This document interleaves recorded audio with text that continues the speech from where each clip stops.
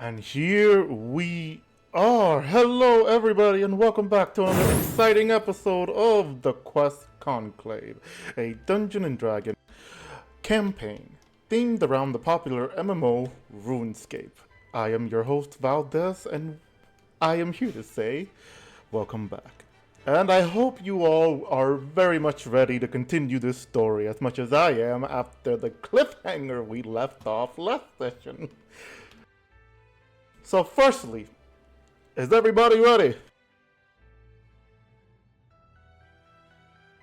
Yeah. No. Okay, I guess we're not ready. Wrap it up. Session's ending. Let's go. We're going home, Yeah. people. See you next week.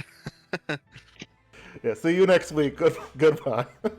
Anyway, let's see. Some announcement first. One of our players is going to be a little bit late because they are celebrating a birthday in real life. So hopefully they have a good day, they have a good lunch, and they're safe. Secondly, we are almost in session 30. Are we going to do something important? Probably not. Are we going to probably celebrate it? Who the fuck knows? All I know is we've come a long way. And we are probably past our 1 year anniversary, which I should have probably mentioned it. Like, we are way past it. I actually started focusing on it and I didn't pay attention to it at all. But yeah, that is where we are. So, that is all I can say for now. And since we're all ready, we're going to begin. So let's get started. So, we last left off with the party having defeated the demon that has been controlling the group of goblins that have been controlled and brainwashed by this demon into invading the surface as some kind of priest of a sun deity. The party managed to not only reveal the demon, but stop it, putting an end to its plan and attempt, whatever it was, since they obviously wanted to kill first, ask question never. But in the end of the day, the party has succeeded with the help of a NPC ally named Starkmaw, a goblin priest, which was introduced several sessions ago as a worshipper of Asumi's mother.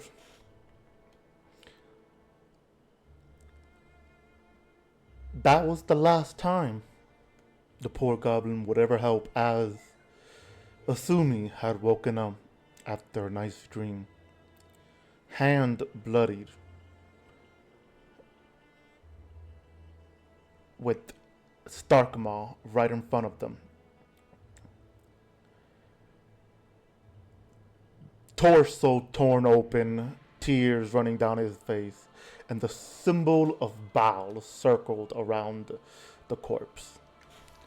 Assuming you said you had a whole thing ready to type out, to enter, go on ahead and enter it, and I'll skim it and then try to, read it the best of my ability without mumbling.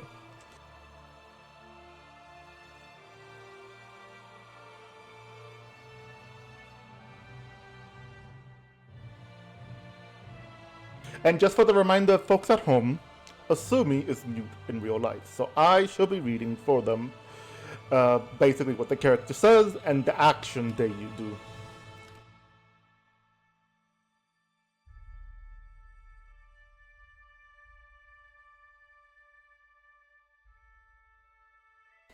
Alright, there we go. Let's see. Alright. Asumi says that he looks down at his hand, shocked and scared at what he has done. Assuming it was first a dream, that he starts pinching his arm, his leg, slapping himself, which eventually does leave blood on his face. But you don't wake up at all. which leads him to just look around and think about what happened, about what could have happened. And in your head, assuming you started seeing the vision clearly, like something your mind tried to block off as a way someone blocks trauma. And you see it. The vision of you using your hands to strangle this goblin. Beat it. Rip his chest open with your own fingernails. Like, you've never seen this type of strength of yours before. And it just gets worse and gruesome. You open your eyes and you notice something that horrifies you. A small smirk across your face. You feel it and you become completely horrified. As you continue to look around, there's nothing else that has happened. No sign of witness or anything. It's relatively quiet at night. He goes on ahead and goes to the nearby open lake, which is basically a large lakeish location that is connected to the ocean like a few miles due north. And he starts washing off the blood from his hand, his face real quick. And he gets up and he rushes over back to the group.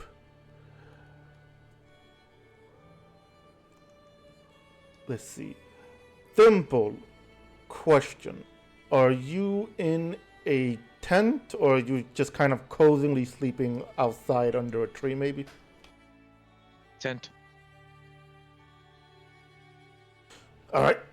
So, Asumi says that he just carefully enters the tent.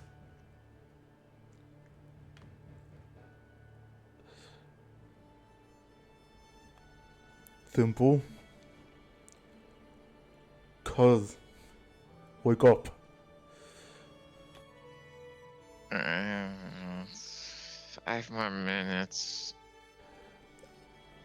He shakes you a little bit harder. Wake up. As you see Simple. Once you do wake up, you do see him in a horrified expression and a little bit of dry blood on the sleeve of his arms. Holy fucking shit. What happened? Again, this is already written, so this is the last part of it that he wrote. Starkmoth's dead. Well, what happened?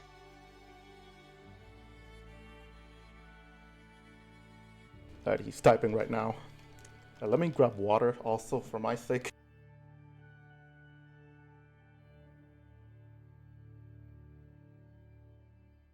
He responds with, "We forgot to tie me up. Bhaal took over. I killed him." Fuck. I thought we wouldn't have to deal with that every night. God, fuck. What'd you do with his body?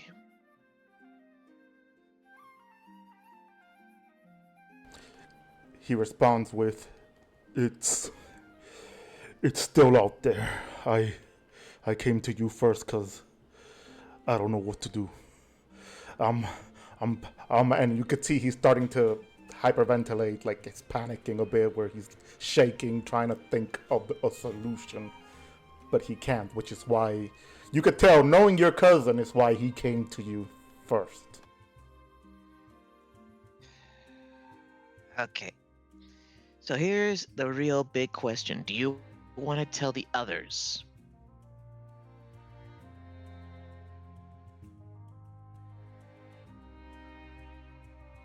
He responds with,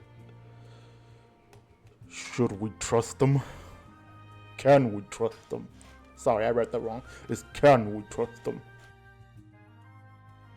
Well, I don't know, to be honest. Knowing Rudy's preferences, he might just try to beat you to death. I don't know how everyone else is going to really react. I mean, we barely know Valora and Holga. They might be downright disturbed by what they saw. Luke? I think Luke would probably just be more concerned about what might happen next. Bear would likely blackmail you for money. God, I don't know how Claire's gonna react to this. Yeah, no, there's no easy way to do this. Like, they know you're not completely in control, but I don't know how they're gonna react, man.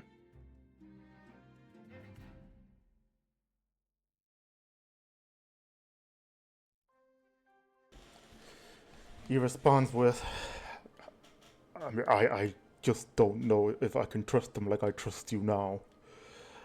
I need your help with this. I can't do this alone.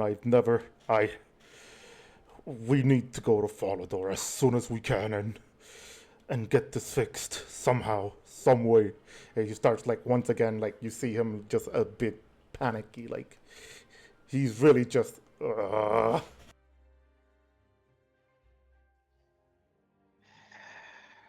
All right.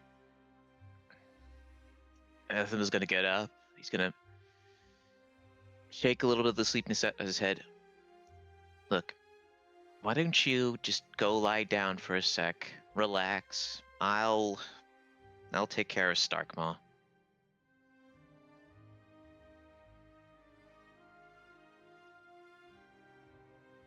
And then Thimble's gonna exit the tent and go towards where Starkmaw is. Did Asumi say where he left the body? For the sake of it, let's say that because he had to go BRB real quick. Let's just say that he did tell you where it was. As you leave, you asked him, and he told you where it was.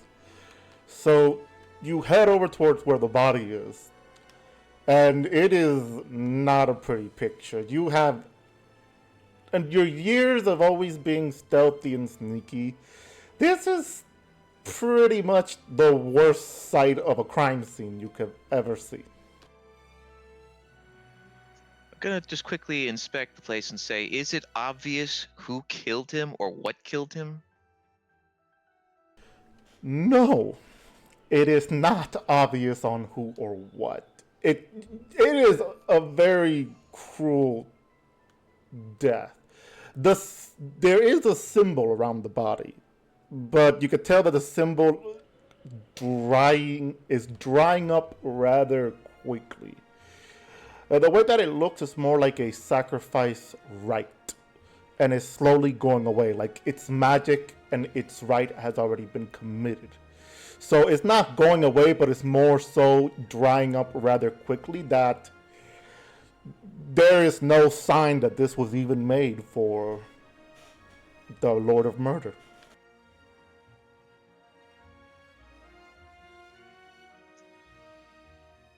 Okay.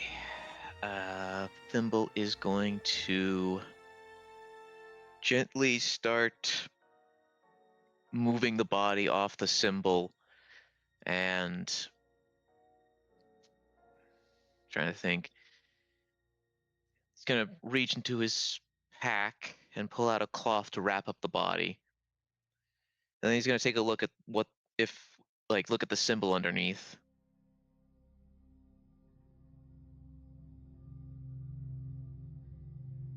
I'm sorry, repeat that. What was the question? I'm saying he's gonna take a look at the symbol underneath after he takes the body off and wraps it up. Yeah, the symbol just looks like the symbol of Bhaal right there, as it's just circled around as you're moving the body away. It looks like it was made from Starkmaw's blood, from what you can see the blood splatter coming out.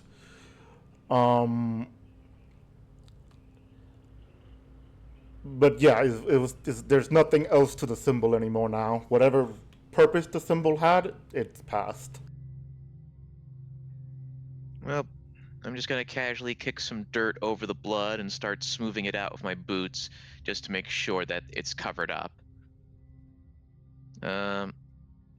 Then I'm gonna carry Starkmaw's body back to the camp.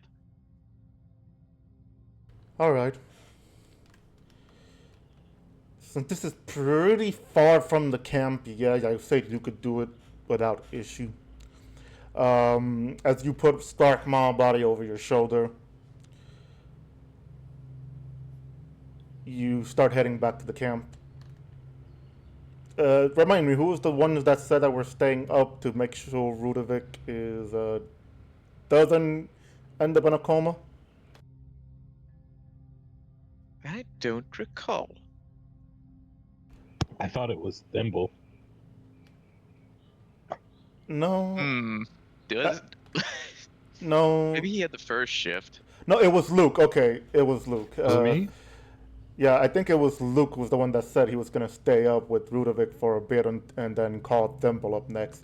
Which, yeah, Luke, you start getting pretty tired as you are ensuring that Rudovic doesn't go to sleep yet. As you go to get up to try to look for Thimble, who said wanted to be next. I'm remembering the order, I just didn't know who was the first one.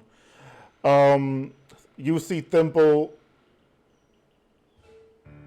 in the distance carrying a large cloth over his shoulder, or I don't know. However, Thimble is going to be carrying it. I'm carrying it like just like both arms out. It's not bridal carry, but like you know what I mean, where he's got like both arms out and the head is being cradled in one arm and then the legs in the other.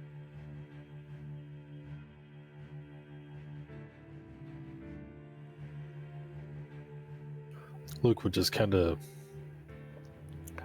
squint at that and just make a mental note of like, interesting.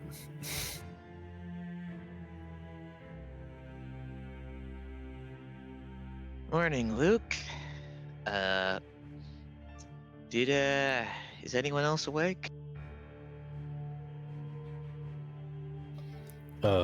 We still have Rudy, but I don't believe so. What you got there? Well, I just discovered Starkmaw's body.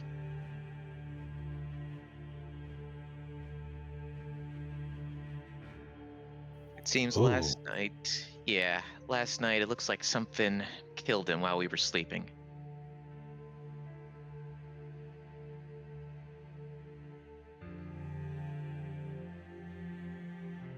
Strange. I don't think I saw anything.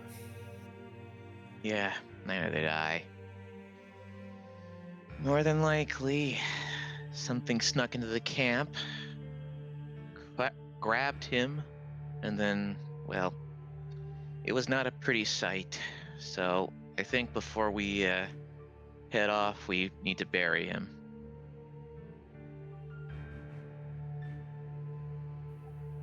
Sounds appropriate. Say, have you seen Asumi? Yeah, I think I saw him I think before I got up. He said didn't see Starkmaw, so I went looking for him. I think Asumi's just in my tent right now, just trying to wake up, you know?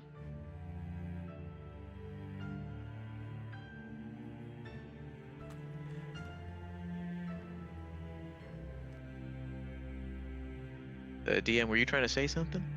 No, I was typing something to someone and I forgot I had this particular key. So continue.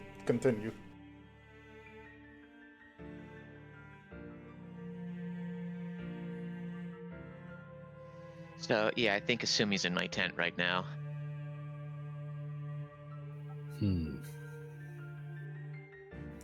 Have you told him about this? Nah, I'll probably go do that now. So could you watch Starkmaw's body for me? I mean, sure, but I doubt it's going anywhere. Yeah, I think more just I want to make sure that no carrion eaters show up and try to steal it. Kind of want to, after the fight we had with the demon and his barrier, I want to at least give him a respectful respectful grave or something. Don't want to lose any body parts.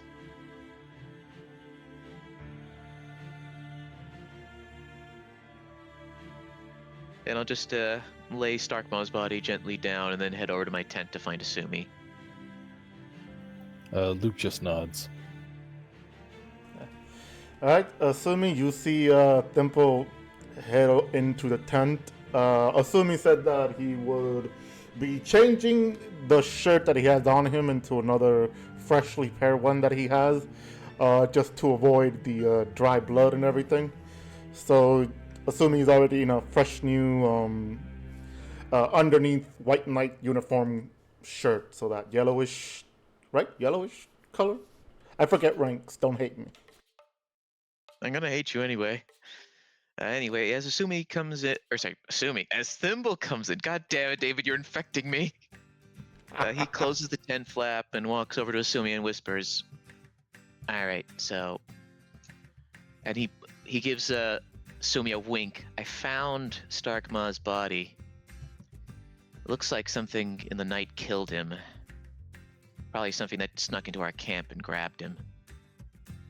Luke's watching the body right now. I think we should give him a proper burial before we head off. You know, just as a little hinty hint to Asumi about what he just told Luke."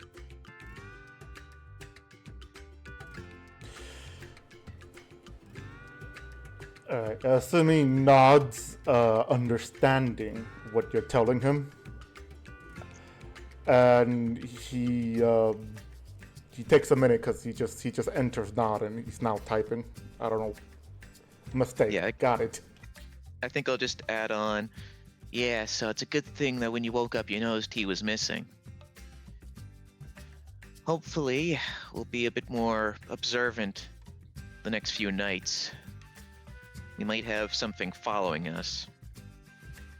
And I just give him a nice, reassuring pat on the shoulder before I start getting dressed and head back outside to start getting ready to bury Starkmaw. He responds going, damn it. Well, maybe something didn't sneak in. Maybe he went out for a nightly prayer and just got surprised. Damn it, we should have been more aware. I'll join you with the prayer and the burying in a minute. Sure thing, take your time. I know this is probably pretty traumatic after, you guys had started to bond. And then Thimble will step out and leave Asumi to gather his thoughts. And then he would rejoin Luke with Starkmaw's body.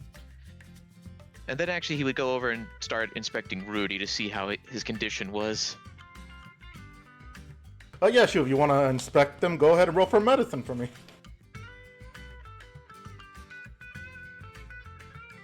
Whoops, wrong button. Actually, did the wrong one. Ignore the... Natural 20. God damn it, I wasted it on the wrong check. Rip.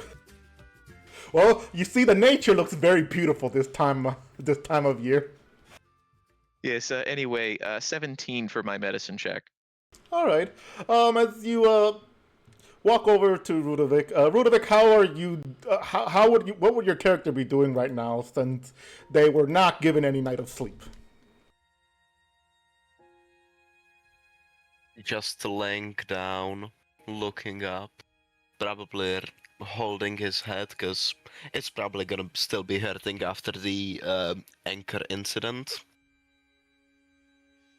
Good morning, sunshine. How's your brain today? Right, so that's where I was gonna mention. So yeah, Rudovic, you would still have like a numbing headache. Like it wouldn't be like it hurts or any lights irritate you, but it's more so the position that you're in relaxes you. Because if you're sitting up or if you move your head to the side to sit up or put any sort of pressure on your body, your head starts to hurt. Thimble, you could tell that, again, where Luke aimed with that anchor. The swelling is still there, but it's not as bad as it was. And thankfully, Rudovic can probably make sense to his own words now. So how would you like to respond to Thimble's word, Rudovic? Scrambled. Yeah. So next time, let's try to do it the less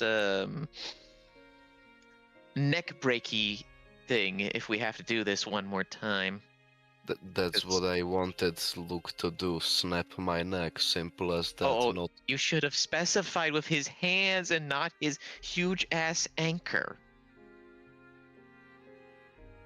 Please don't be so loud. Also, Sorry. I should have. Do you need a hand getting up? Should I get up even? What time is it? Could my natural 20 nature check tell me what time it is? Yeah, sure. So because of that nature check, which was pretty good, it is. Let's see. I would assume you don't have a watch on you, because hey, that makes Watches don't exist. That makes tickety noises. Unless you're a huge nerd, you don't have watches in this world. Of course, obviously, you don't have a pocket watch, nerd. Anyway, so you look up and you could tell that it's dawn, like pretty early dawn, like the sun is starting to pop up, where the sky is starting to look a bit orangey. So it's starting, the sunshine is starting to reveal itself. Yeah, it's still pretty early. I'll get up on my own, don't worry. Rudovic just tries to... First he sits up slowly so that he doesn't rattle his brain. And then slowly stands up. Yeah. You slowly stand up, which doesn't give you too much of a headache, but gravity and your brain's position, obviously, it feels a bit numb, but you manage to just that slow get up, avoid any major like dizziness or headache. But you do like keep yourself still for a bit just to avoid like any quick sudden movement, so you can do whatever else you need to do.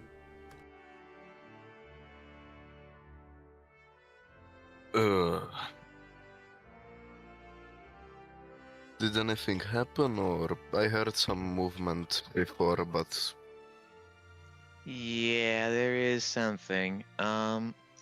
It looks like during the night while we were all sleeping and you were comatose, something happened to Starkma. I don't know if whether something snuck into the camp and grabbed him, or he went out and then got ambushed by something, but it looks like something killed him.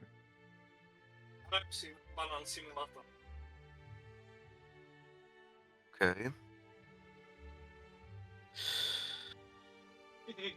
Where did this happen? Quite a ways away from the camp. Leads the way. Alright, there really wasn't much there.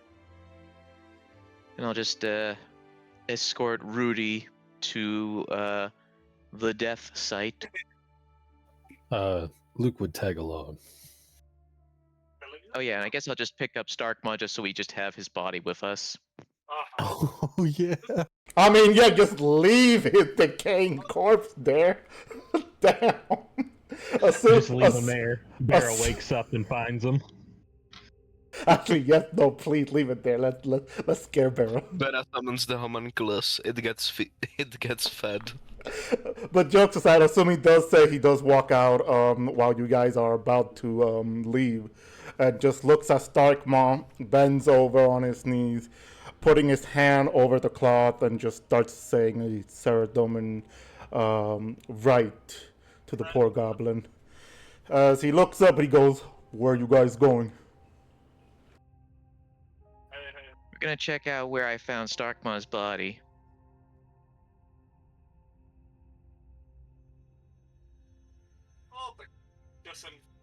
He responds with, "Okay, I'll stay with the body and let everybody else know what happened when they wake up." Sounds good. All right, come on, guys. Alright. So you guys, so the three of you starts heading over to the site, and yeah, you can see the blood splattered everywhere. You can see where Thimble led you. That is where all the blood is. It's, you know, right there on the spot. There isn't any sign of a wild creature coming in. No sign like of a bear or anything. So what do you guys want to do?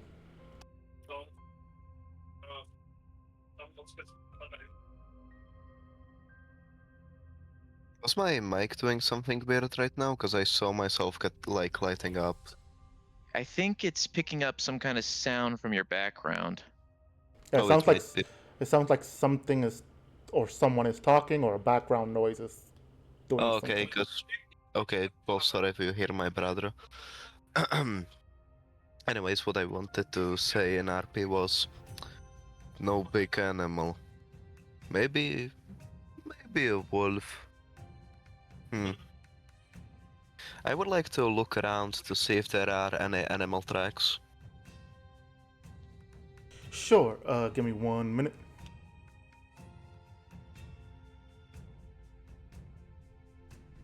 Yeah, I kind of worry that it might not have been an animal. It could be someone was hoping to pick off one of us, mistook Starkmaw for one like me or Bera, and then just ran off afterwards. You know, agent of the Inquisitor or something.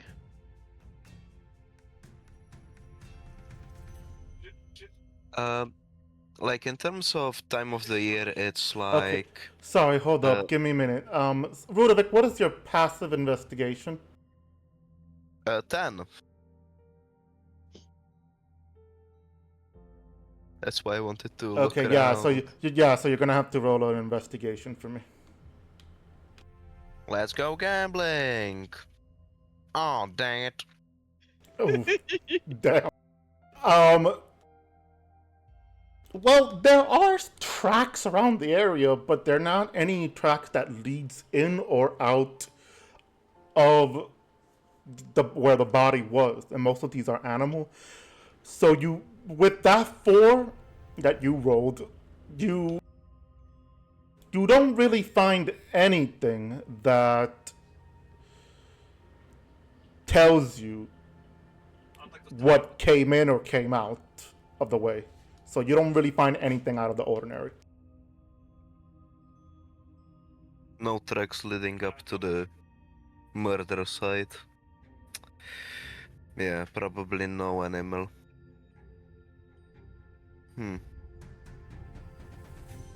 But Like- why would the Inquisitor just send an assassin or something like that?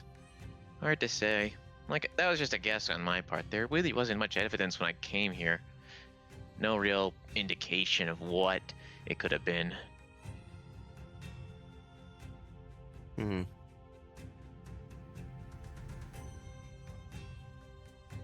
Odds are maybe it wasn't an assassin per se, but somebody, like some thug he hired, and they just botched the job. Huh. Oh, that's a good question by Luke. Pretty sure, well, okay, out of character, Thimble covered it up with the dirt. Yeah, you know, Was I was gonna type that in, but because Luke kept typing and I kept clicking, it kept opening the wrong thing. I couldn't respond through text. But yes, Discord hates me. Yes, the body, the symbol is not there. It's not visibly there. Thimble did cover it up or got rid of any evidence that the symbol was around. Can I inspect the blood? Like to see the blood spatter to, see if like it was done with just brute force, somebody just beating up a small goblin, or did somebody fucking slit his throat? Can I investigate around the body? Alright, so yeah, I'm gonna need the both of you to roll for investigation. Actually, let me see if I can finally see if my D&D Beyond is working. For fuck's sake. I turned off his D&D Beyond to make this easier. I hate you so much. Would it be investigation to see, like, determine what could have killed him? Like- You, without the body being there, no. But looking through the blood splatter, you would have to roll investigation to see how she died. Like a blood analyst. A blood analyst. Fuck, why was that word so hard to say?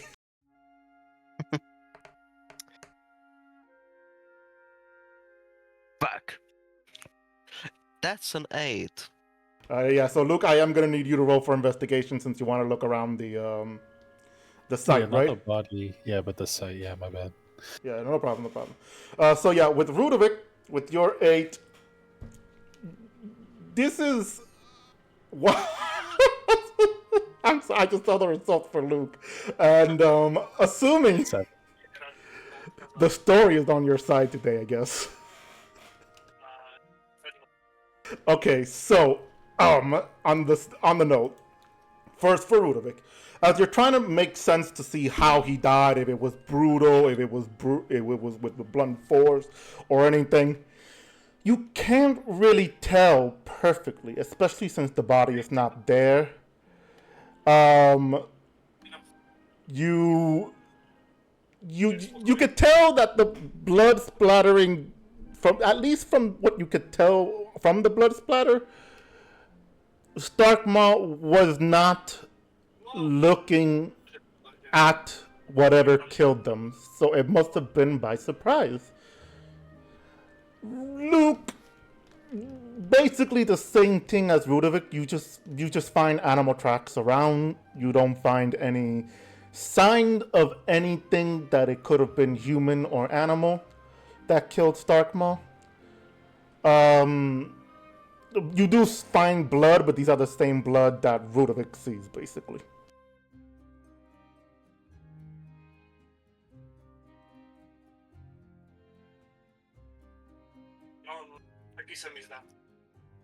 I'll go look at the body.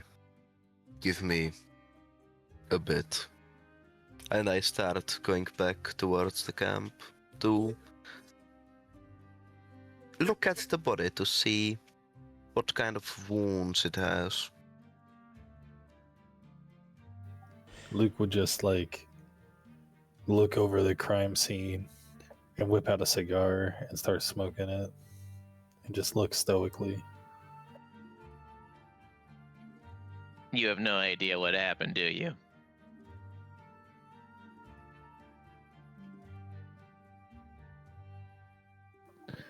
Luke would just kind of look around and like just barely like nod along like he's got a tune or something.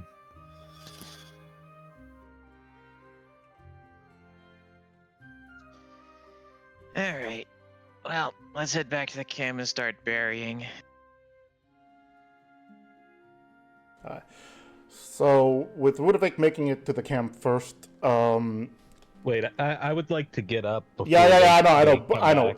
I was gonna say, so before he starts doing what he wants to do, Bera and Holga, I guess this is now the moment you guys wake up. Let's start with Bera. Go ahead, wake up. I come out of my tent and I see Sumi standing there in front of some sort of little rag thing, and I go, "What's all that you got there, Sumi?" Assuming he had this prepared, he says, Starkmaw, he died. Something killed him last night. Something killed him? Do the others know? He's typing. He responds with, yes, the others know. They right now are going to the site where the body was found so they can see what killed him. I'll walk over to the little rag thing. I mean, with the what's the body's condition? We could probably figure that out from this. Sumi just gestures for you to open it.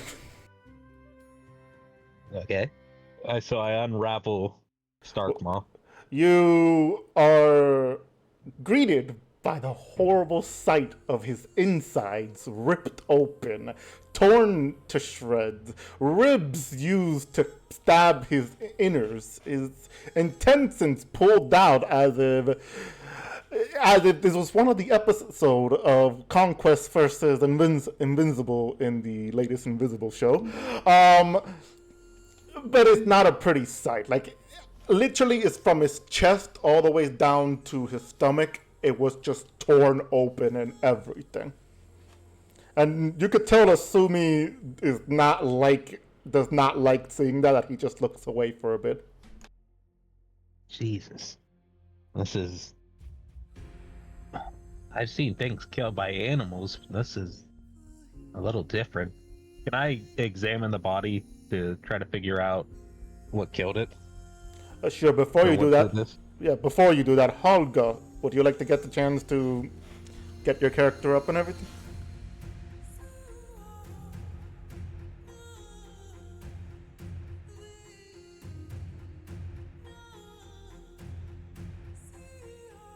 Also remember, press to talk.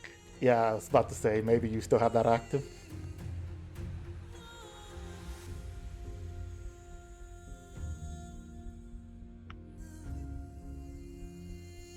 They probably went AFK. Holga, you there? Yeah, sorry. I was saying, how would you like to get your character to wake up? I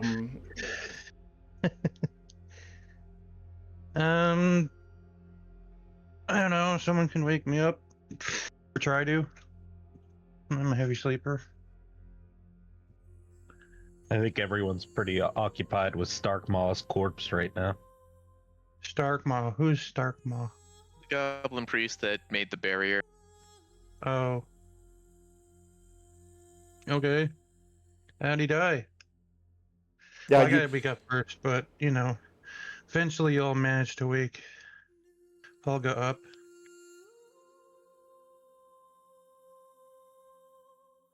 How did he die? Are you asking in character or out?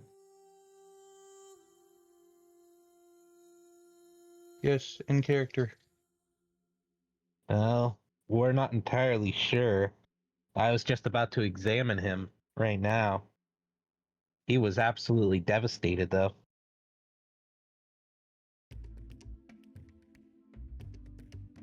Was this goblin priest important to anyone? Well, yeah, to most of the group, but Asumi mostly. He worshipped Asumi's mother. I see. Well, that is a shame. I suppose we should probably find out what happened to him. Yeah, I assume he's not going to be able to rest unless he finds this killer. Yes. Well, Olga is going to get up and just follow along with the group, as she's not particularly... She's more interested in what killed the goblin than the goblin being dead. So... All right, I- I'm going to so go yeah. back to investigating. Yeah, for Barra, go ahead and roll, I guess, medicine? I'm going to use one of my luck points, too, to give myself advantage.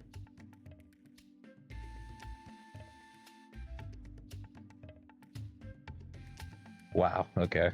Still 10. All right. You. This is very horrible. Despite the fact that you could tell that you don't recall any animals doing this, you can't really tell what or how he got killed.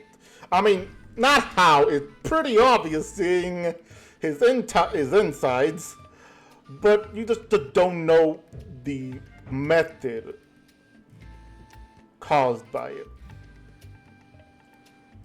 It was, what's the word? I'm trying to think of a word.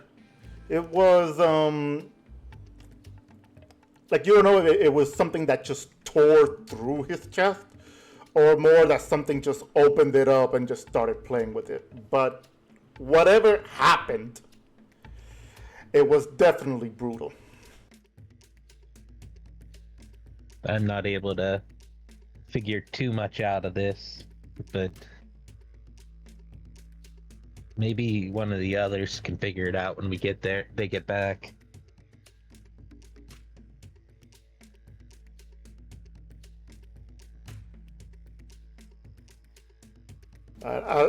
Wow, my throat. That was weird. As you said that, Rudovic is coming up just in the distance. Rudovic, you can see Bera trying to investigate the corpse herself, with already Holga and up, and Asumi's just next to them, just waiting to see if anybody could figure it out.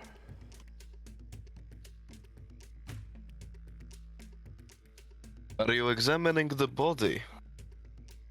Trying to, but this thing was devastated. It doesn't.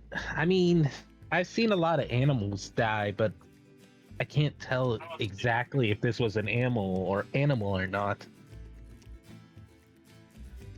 Let me see. I have seen a lot of bad things, so I'll Not try scoot to over. figure it out.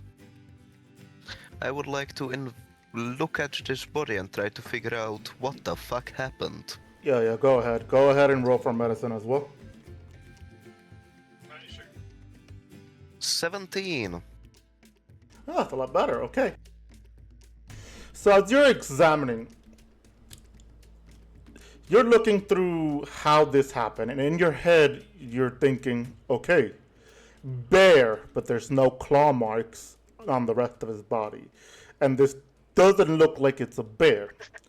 As your brain races to what it could be, eventually in your mind, it goes through that it probably wasn't any animal in this known region of Asgarnia. Usually there's bears.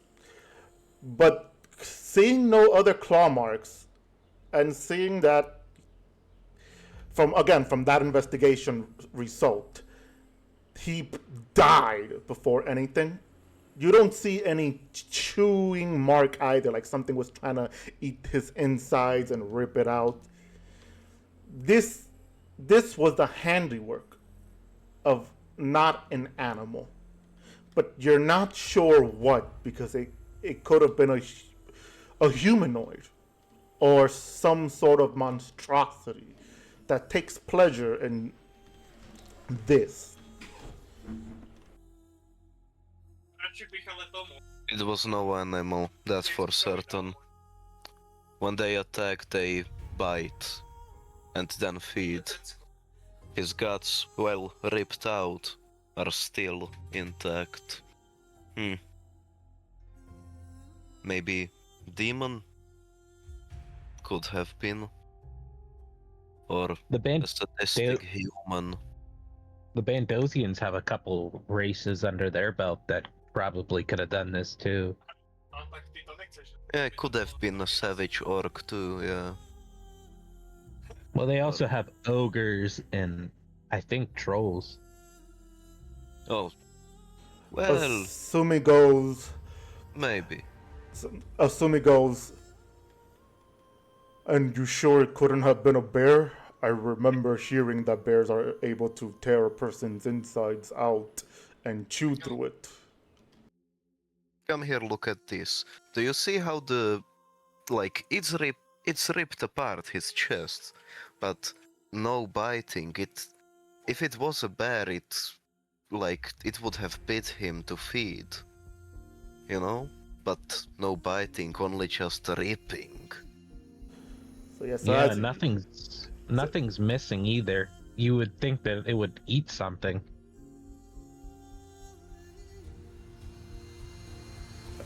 So as you're showing to Asumi's just nodding, listening to that, and he goes, "Huh, you're right." And eventually, Thimble and Luke, you guys make it, and you see everybody else up, and you see Rudabik basically explaining to Asumi, something, because you guys are a little too far away to hear him explain it.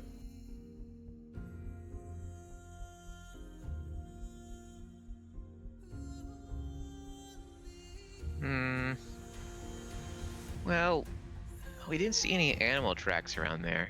That's why I think it must have been some kind of, like, hired killer or something. I don't think it's a hired killer. This hired killers, they would probably just slit his throat and go on. Poison arrow, something like that. This absolutely devastated this corpse. Either we ran into an unrelated serial killer who loves doing this kind of thing, or a demon, or some sort of big Bandosian trooper. I don't know why a Bandosian would kill a Bandosian priest, but I'm kind of inclined to think maybe the serial killer? I don't know, who knows? I think the issue is we don't have enough evidence to really point us in the right direction right now. So I think the main thing we need to do is to be a lot more careful at night.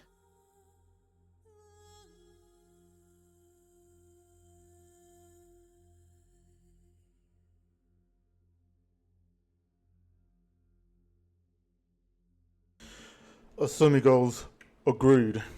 Unless anybody else wants to investigate the body any further, I'm going to get a burial rite prepared for Starkmaw." Olga is going to ask something kind of random, but wasn't someone possessed before? Back in, I don't know. Is it possible it could happen again? Oh yeah, you meant Mm. you're talking about when Asumi got tied up that night. Yes. Yeah, Asumi paused midway to his tank, turns around and goes, "That is a good point. But I don't have any blood on me. And I don't remember. I remember waking up to tell Thimble I noticed Starkmaw was gone because I needed to talk to him." Right. Were you tied up last night as well? I guess we'll just have to find that. And that, I'll go forget word already. Fuck. I'll go do thing.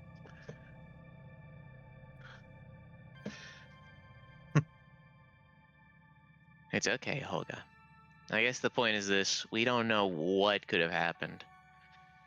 So, I think we'll just have to take every precaution possible.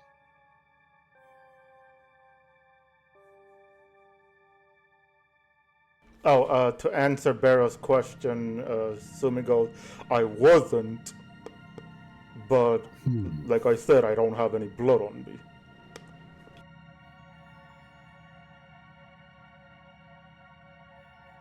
Thimble. Yes. Luke? I thought you told me that Asumi told you that Starkmaw was missing before going to bed. No. He woke up, told me he couldn't find Starkmaw, and then he just stayed in my tent.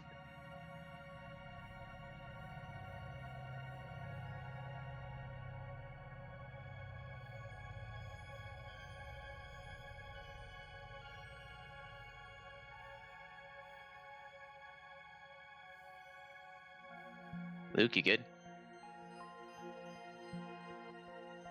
Can we insight that? If you want, that would be your insight versus his a deception, I guess. Like, yeah, technically he's lying, but he's also technically telling the truth. Yo, 23. And also 23.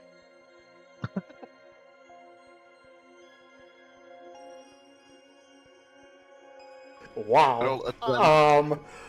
You're both are gonna have to roll again.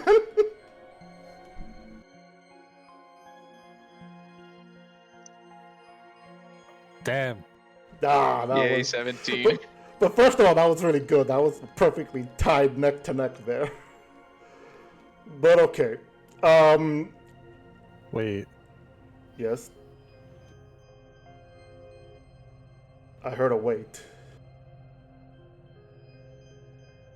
I think he has a Ooh. feature that gives I'm gonna people use Tactical Mind to roll a 1d10 and add that to the ability check. No, I was so close. Ooh, that's 8 to the 13. 21. All right. You do recall Dimple giving you the story that he told you recently, but something doesn't add up. Why would Asumi stay in the tent if Starkmaw was missing? Knowing Asumi enough, wouldn't he have gone to look for Starkmaw on his own or help Dimple? So why was he in the tent?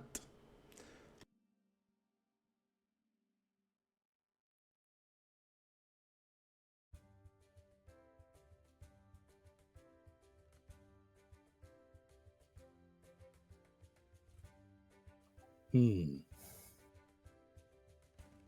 Hmm?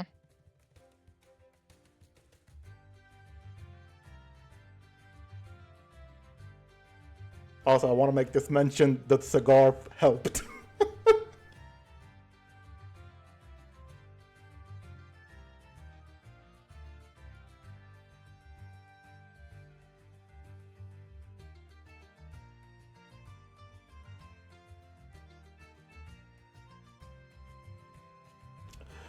Asumi just looks around and goes, I'm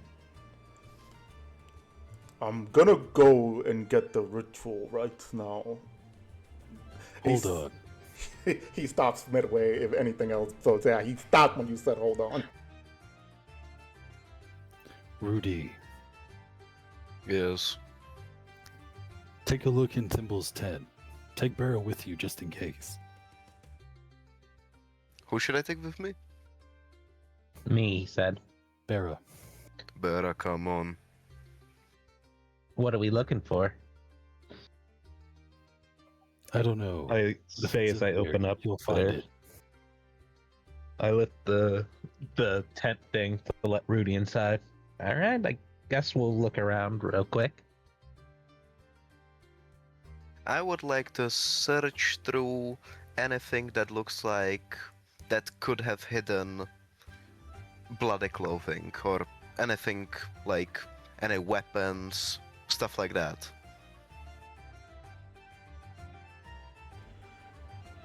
You look everywhere. Under the pillow, under the god damn bed bag? Sleeping bag. Bedroll. I have no idea what the fuck. Yes, bedrolls. Thank you. Bedrolls. You search maybe under like some sort of the sheets as well, when, you know, because obviously he had to get out of the sheets. There is nothing in the tent that shows that it could be hidden aside from the bedrolls and the pillow. Is the pillow openable, like with buttons to get the stuffing out?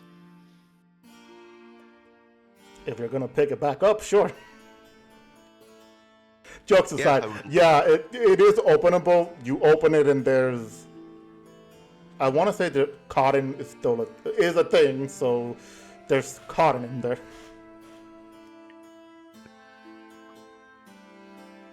Look probably was wrong. Bera, try to Yeah. look around. You are closer to the ground than I am. Maybe you spot something. Okay. I'll give the tent a once over as well. Same thing. Same thing as Rudovic. You find nothing at all. Just a normal sleeping stuff in here, Luke.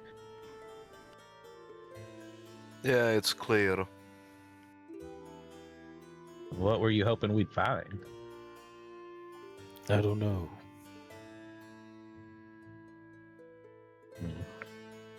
Probably should have told Yes. them what they should look for. I assumed anything out of the ordinary, but I don't see anything strange.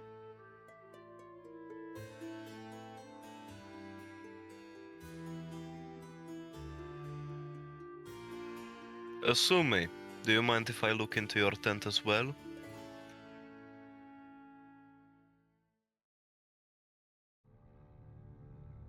Yeah, he's typing.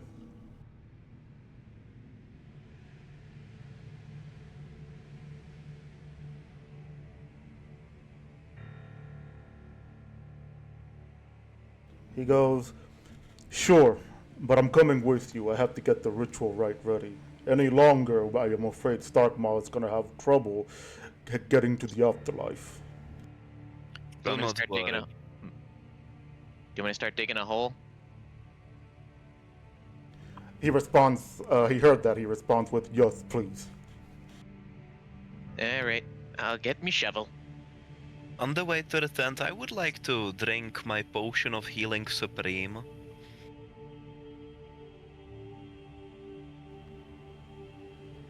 I don't think you need that since... Oh, wait, that's right. You didn't take a long rest. Sorry, I forgot. Just for everybody else, make sure you hit that long rest. Except for Luke, you get like a short rest. But everybody else does take a long rest. But yeah, go ahead and douse on that potion.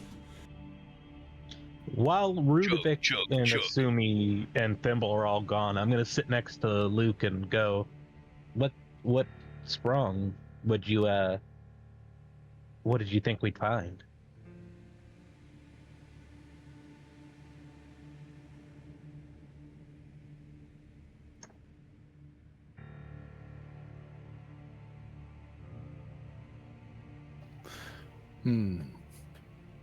Well, if he got possessed and happened to attack Starkmaw at some point, given that their story is not heading up, maybe something that would tie him to it. So you think? I see. In that case, I think I can help you with that. So, can you keep Thimble busy for a bit? How so? Just keep him away from Asumi. I just need to be able to talk to Asumi alone.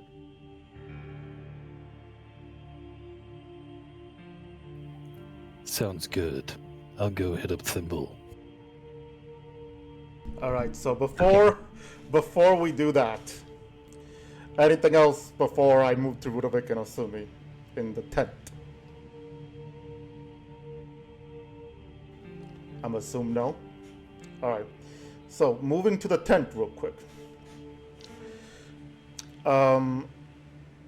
As the two of you enter the tent, Sumi says that he goes on ahead and opens up his backpack. It's his adventure backpack, and starts pulling out stuff needed for the prayer rites of passing.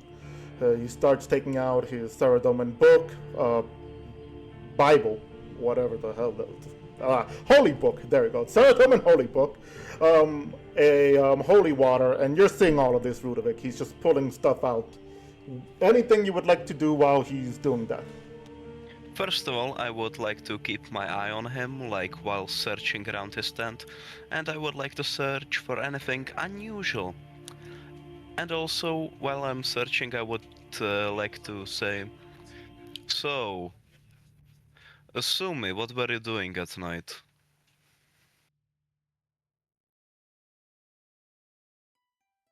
Alright, he's typing.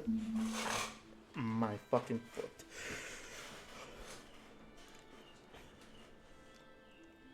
He responds with, I would like to say sleeping, but I feel like if Holga was right, my body wasn't.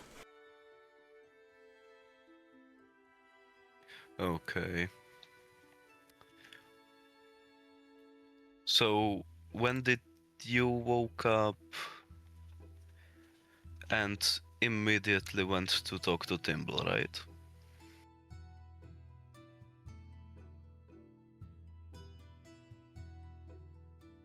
Alright, he's typing.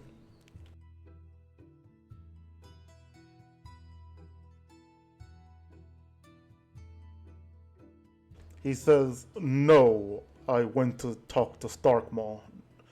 Notice he wanted. No, wow, I'm reading this wrong today. Notice he wasn't there, then went to Thimble to let him know. I had a weird dream about my mother, and I wanted to talk to Starkmaw about that.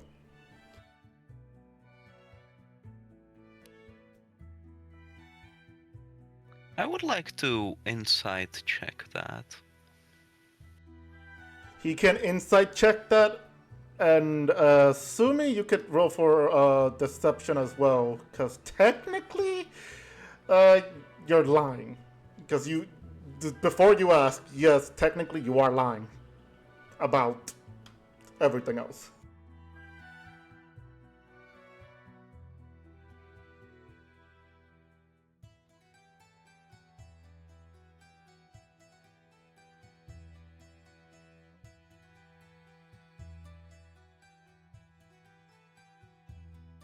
Damn! He rolled a 21. And what did you get, Rudovic? 17. 17, okay. Yeah, just, for the people at home so they can hear it. Alright. So, you don't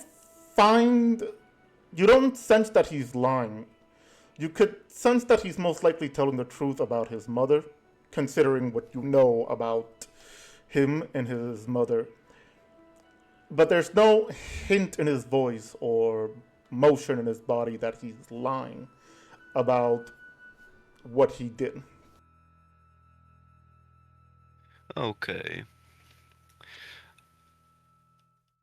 Well, no more questions. Oh, wait. Do you mind if I look inside your backpack real quick?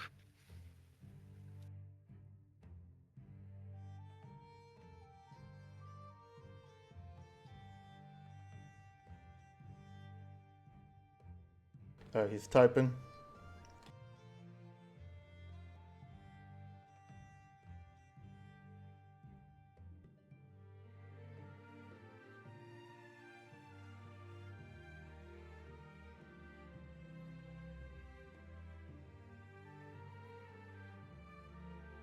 He goes, sure, I guess. Not like I have a choice. If I am responsible for it, might as well find anything linked to me, right?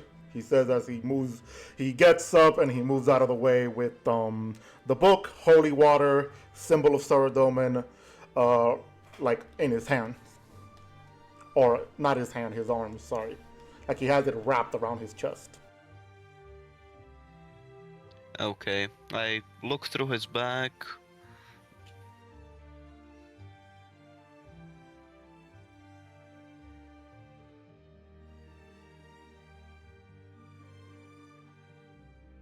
Okay, sorry. So you look through his bag and you can see that he has extra pair of clothes. And you do find one that is bloody. But you still find another one that is also bloody. This man has not had his clothes washed in a while. But do me a favor and roll for investigation on those two bloody shirts. 19. All right, that's actually good. You could tell one of them is bloody. From the 3 bloody shirts that he has, one of them is clearly from when he was fighting with you guys recently. As you look at the other one is from the demon. You could tell because of the way that the blood is looking and how he got hit when he was fighting the demon. This one, however, is different. This one looks like it's recent, but the only blood location is right now is on the arm sleeves. It doesn't look like it's deeply trenched in blood, but you can see like it was washed off, like somebody was washing it off enough to make it look like it was an accident spill on them.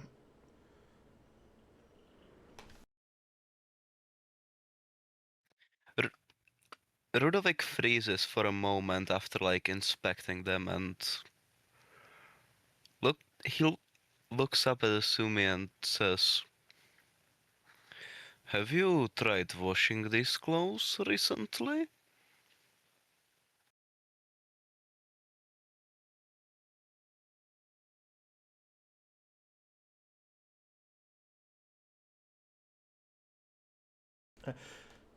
He responded with, "Yeah, before I went to sleep, I used the bathroom. Saw there was blood on my hand because of my wounds that I got from the demon.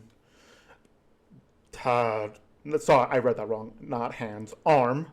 I had blood on my arms. I went to wash the wound, change bandage. I tried to clean that off, but it didn't come off, so I had to switch clothes."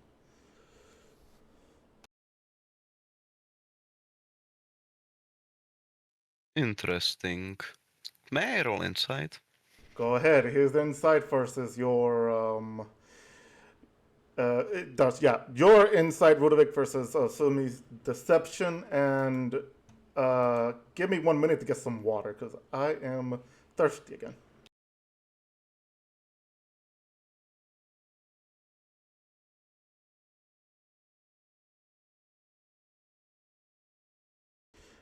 And all right, I'm back. And he rolled a what? No, let's see.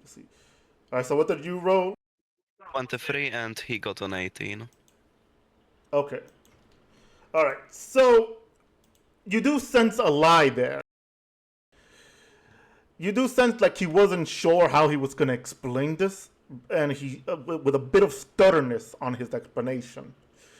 You could tell that he wasn't sure of his own words enough that you can catch that he's lying on how recent it was that he tried to wash those clothes.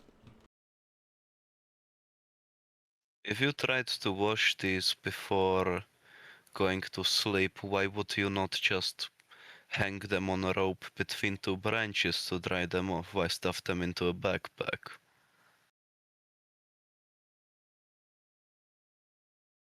Now they are gonna get moldy.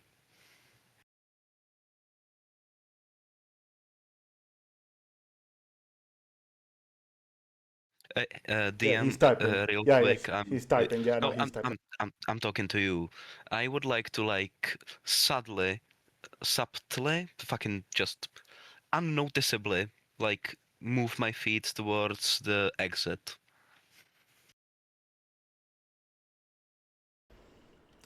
You could do that. If you're trying to do it like in secret, you can go ahead and roll for stealth, I guess. 16. All right, Asumi, I know you're still typing, but I'm gonna check your passive real quick. And that fails. If you want to roll for perception, you can. Okay, he enters now after typing this. That is fine, and he goes.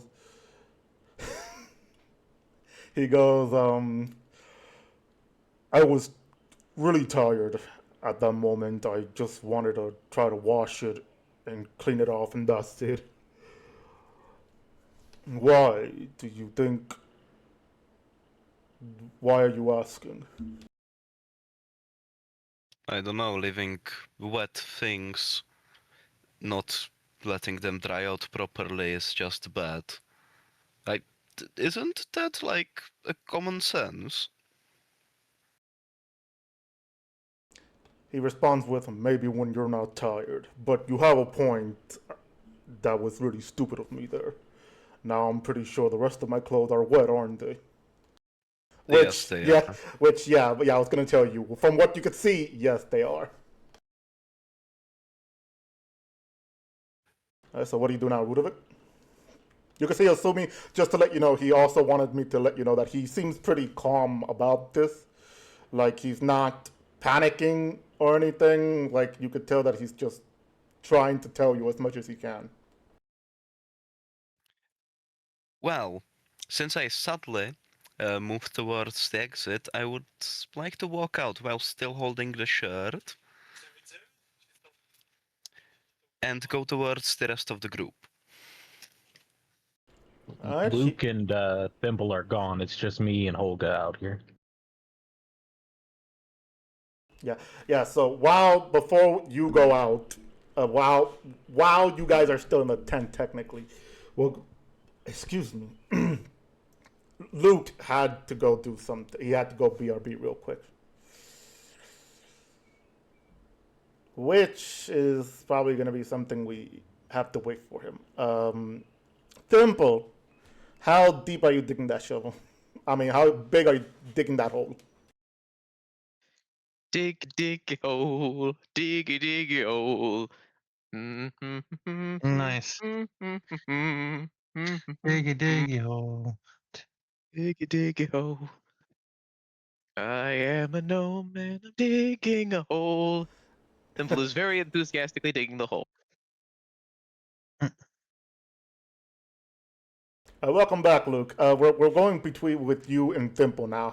How would you distract Thimble as Barra requested? Well, Thimble, you went off to dig a hole, right? Well, I went to get a shovel, now I'm back and I'm digging the hole. Luke would walk up as you start digging the hole, still puffing a cigar. So, Thimble, I stop digging and look up at him. Yeah. see you got a shovel there. Uh-huh. Oh, please don't stop for me. Just what are you doing with it? Sorry, give me a second. I'm digging a hole, Luke. We need to bury Starkmaw. Why? What did you think I was using it for? You know, I have no idea, but that makes a lot of sense. You good, Luke?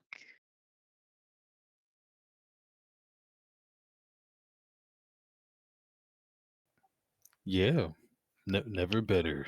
All right, during this, Barra, you could tell Luke is trying his best. What are you trying to do?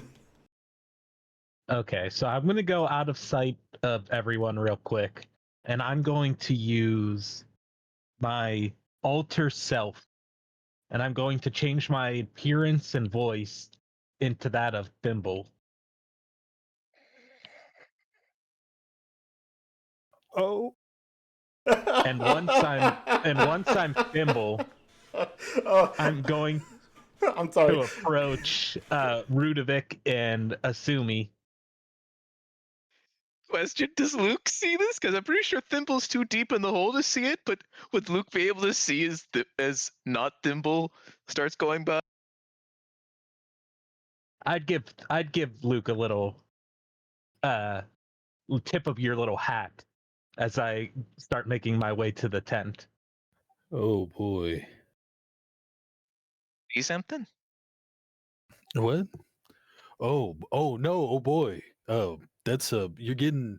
It's a good hole. You're digging a decent hole there. Thanks. Oh boy. Yeah. Way to go. Good. You're a good boy, Thimble. All right. Did you did you want something, Luke? No, not really. Just smoking a cigar and watching you dig a hole.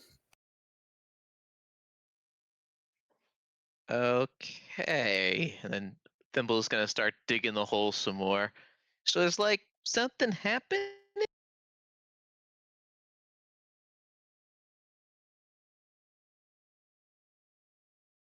Something All right. happening. All right. So Vera, before Rudovic, before you even walk out, you see in front of you what a Thimble walk in the tent, like basically blocking the way a bit. And assuming you see that too, go ahead, Vera. What do you say?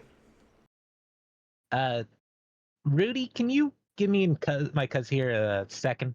I need to talk to him in private real quick. Okay. Can you move out of the way a bit? I need to get out.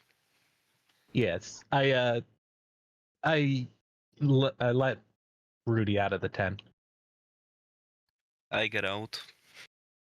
So you get out, and as you get out, you see Thimble on the other side, digging a hole, and Luke is just talking to him. Isn't Stimble like in the hole? Like digging it? A good point. Yeah. And so then you don't see Thimble. Yeah, you're right. You don't see Thimble, but you do see Luke talking to someone inside the hole.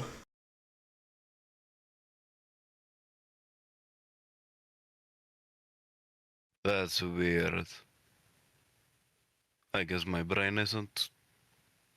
Well, fuck it.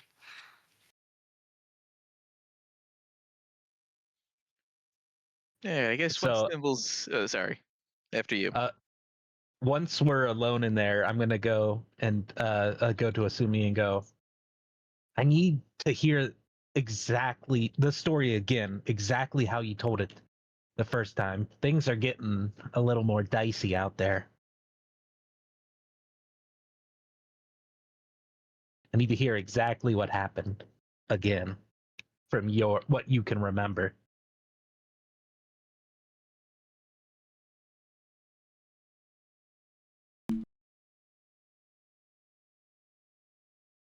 He said, hold up, he wants to talk to Thimble for a minute. Oh, God. You are talking to Thimble. What do you mean? Not you. But okay. He looks at you and he goes, what do you mean? You know what happened. I went to you, woke you up, told you Starkmar was missing. You told me to stay behind. That's it.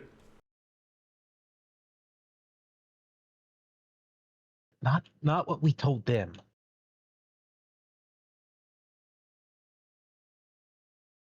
I say, you know what I mean.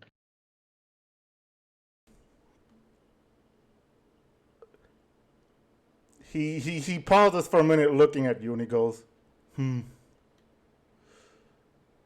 How's your father, by the way?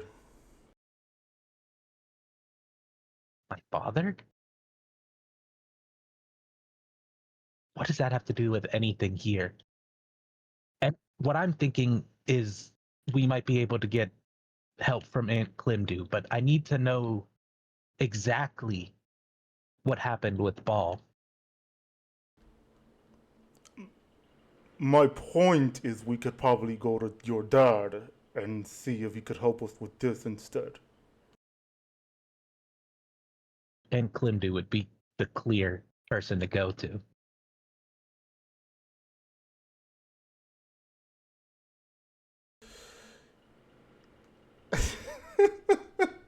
He's He just said something out of character, and he's typing something out. Hold up.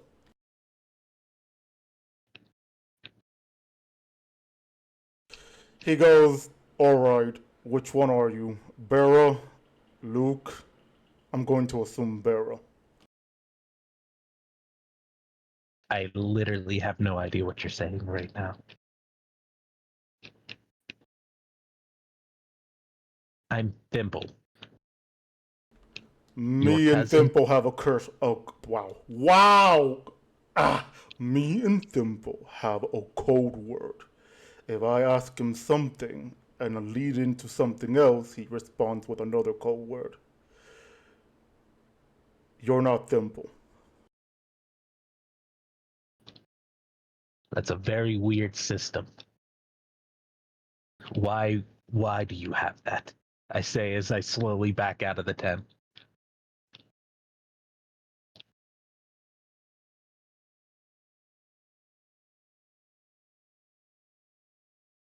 He says he slowly gets closer to you and goes, because we have had people try to backstab us and ambush us dressed, looking like us. So we have a system. Plus, Thimble is a bit paranoid.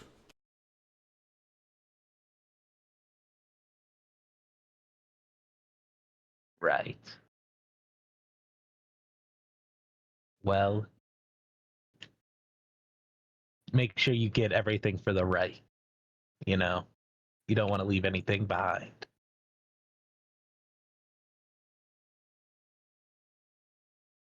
I'm going to step out of the tent.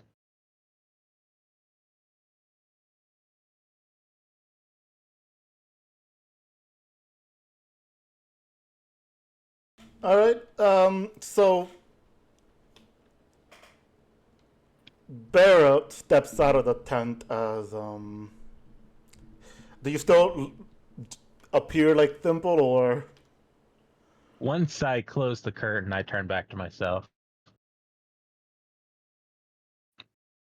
Alright, assuming that he just follows you, so technically, as you shut the curtain right in front of him, he goes, hurry! And he starts opening it. You don't really see her turn to herself, but you do see, like, leftover magic smoke of something happen. And, yeah. You I don't know what else to lead with this now, but you guys are now outside of the tent with Rudovic. What were you trying to do afterwards?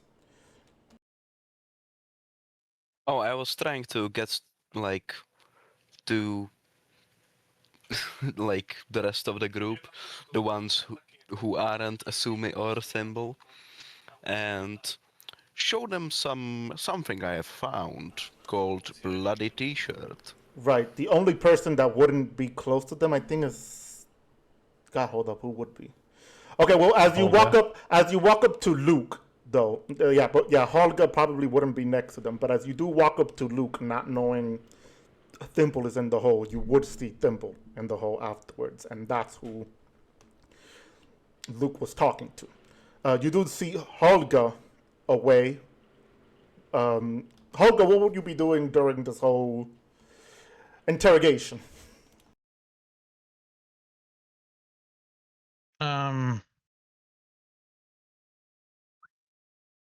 Probably. Well, depends. If we're done digging the hole, she would probably consider that her exercise for the morning, and she'd probably be looking for something to do around, like, we're depending on what we're doing. If we're looking for the killer, then she'd be looking for the killer, and she'd probably be like at the perimeter of the camp.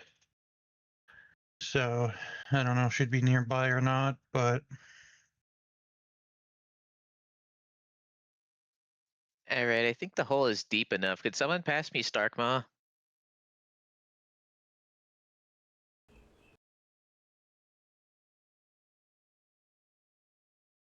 Nice. Luke would nod and head over to the body. So as you're moving away from Thimple's line of sight, assuming he's still in the hold, Someone's got to catch the body. it's fair enough. Ludovic, yeah, you do see Holga and Luke alone. Now, Luke is alone, walking over to the body. Do you want to show it to Olga first, or do you want to now show it to Luke? Holga, Luke. Assume he had this shirt in his backpack. Sleeves are bloodied, appear to have been recently cleaned, not properly though. And who would stuff their washed clothes into a backpack? It's gonna get moldy. He was trying to hide them.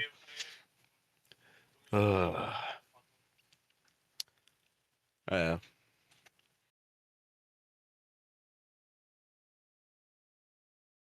So, you think he did it? Very probably.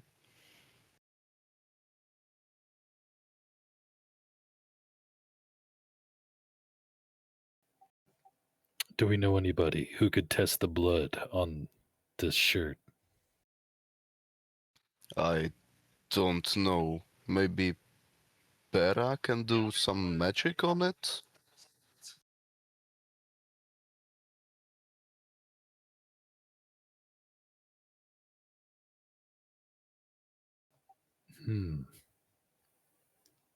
Where is Bera?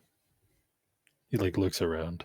Yeah, you turn around and you do see Bera just having transformed from Thimble to back to herself, and then assuming walking out with the prayer of passing right supplies, holy water, symbol, book.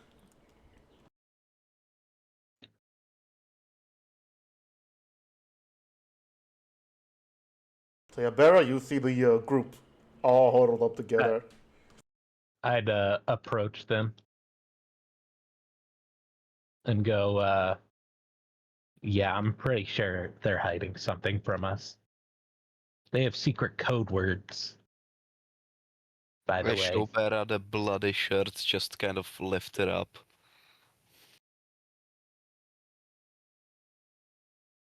I think those two know more than they're telling us. Assume he did it. It's like the only possibility right now. We don't know that yet. Bera, are you able to test this shirt, the blood on it, and see if it matches up with Stark Moss?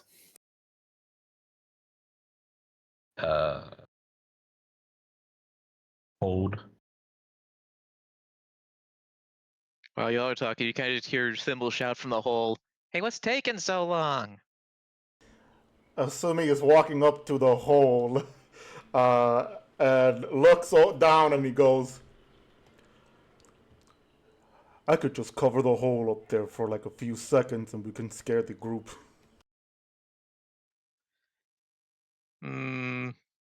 I don't know. I feel like I'd get too much dirt on my stuff.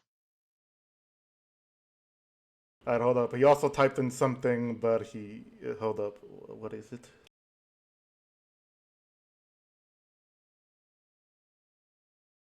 Alright, so he goes on ahead and he put the stuff down and he removes his ring of life and places it on another finger.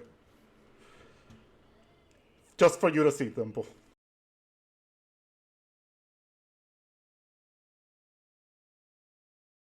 Just give me 1 second. I have my code.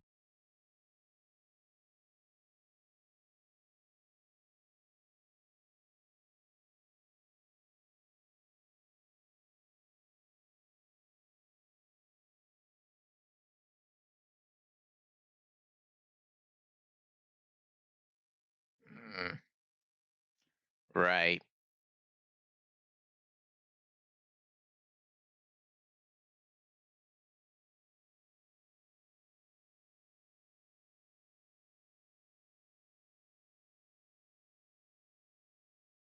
Sorry about Well, that. Hold sorry, what were you gonna say?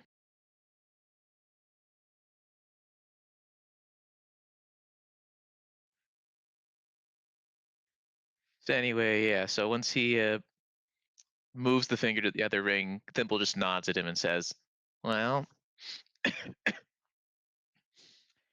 could you check up on them? Luke was going to bring me Starkma's body to start burying." Sure. To answer some question that's being asked out of character, in the world of RuneScape,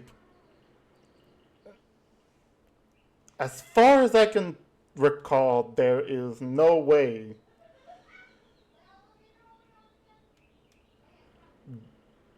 to test blood like that, I think. You would need... God, what is the word? Someone that is good with blood magic. Wow. Yeah, so basically the only like blood related stuff is alchemy, which is exclusively something you'd have to learn in Mauritania, and I think it's mostly in the hands of vampires. Thank you. So Thank you. Yeah, and that would be considered...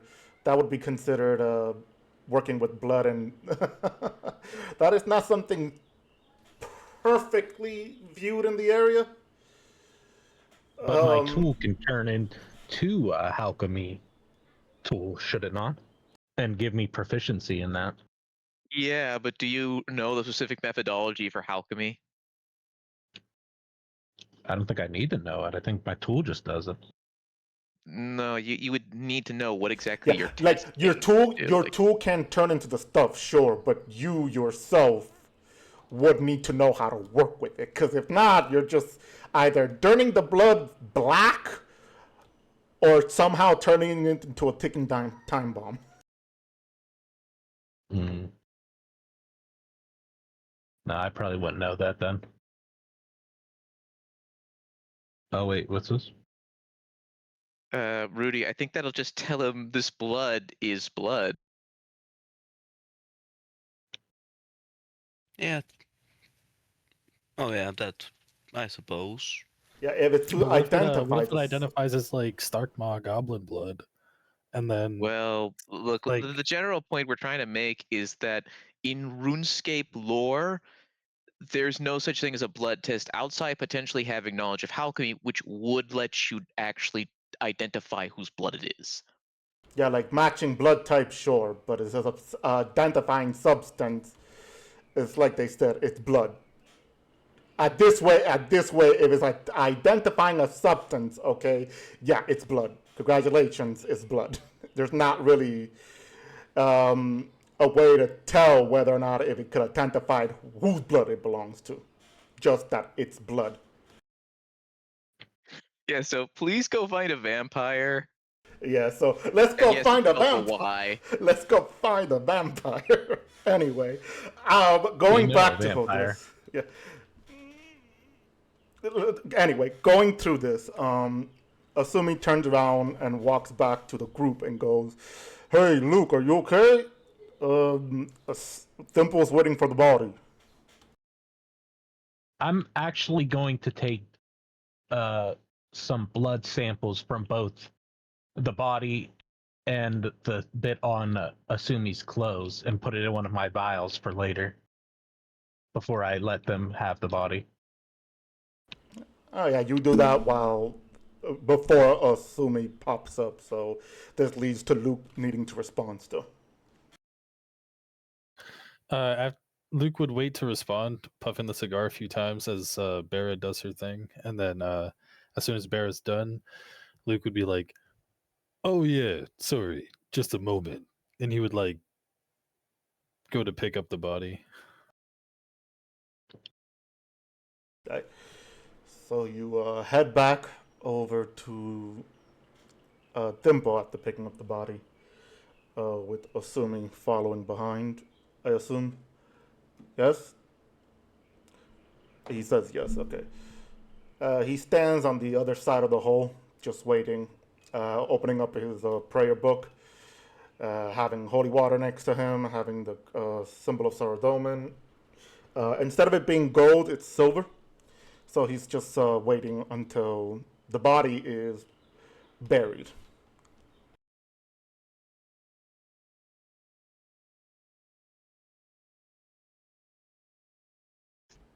the hole. Gonna put Starkma's body down, climb out of the hole, and start burying. All right. As you go on ahead and you start burying the body, it's finally put in and everything. Give me 1 minute because my audio, the music is not working here. Weird.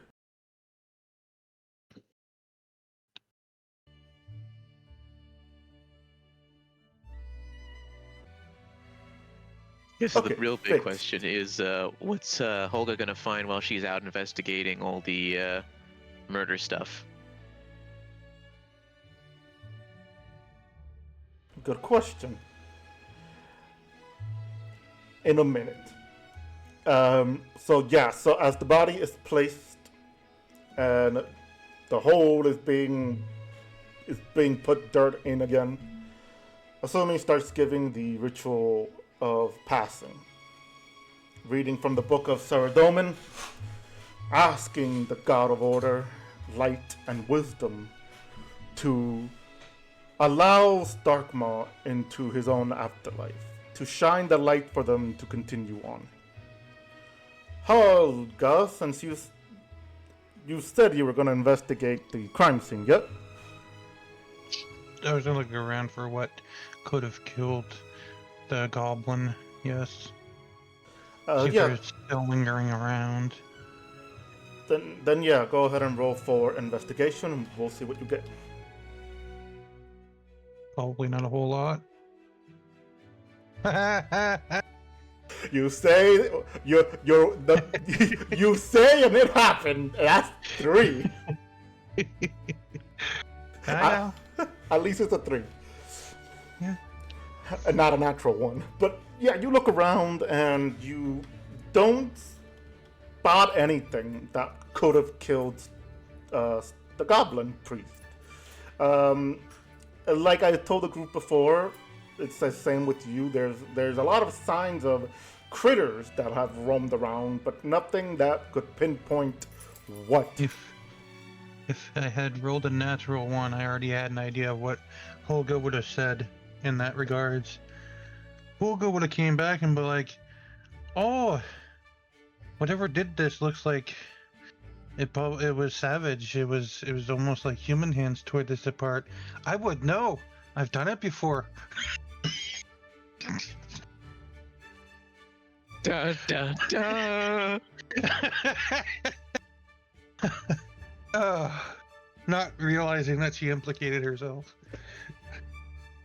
But yeah, the 3 is just like, man, she's wondering what did this so she can go and fight it. Well, how much do you want to go to Infernus and beat the shit out of Bhaal? Yes. Holga would be having fun dragging balls across the ground. She rips As through you the should. fabric of reality and just goes on ahead and pulls them out of Infernus. Alright, so Asumi just looks up and goes, huh. Anyway, he goes and he continues his prayer, right? To Starkma. Until finally he ends it and he closes the book. And he stays quiet for a moment before going on ahead and looking around for some sticks for him to make like a small grave marker on it.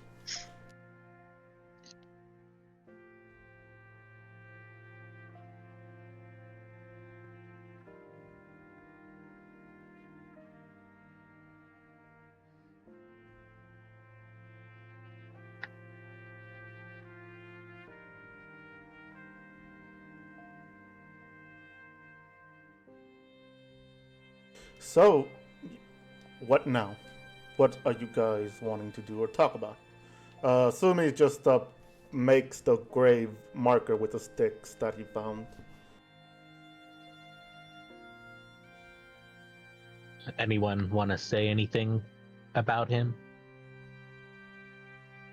He was green. He was a good man. What a rotten way to die.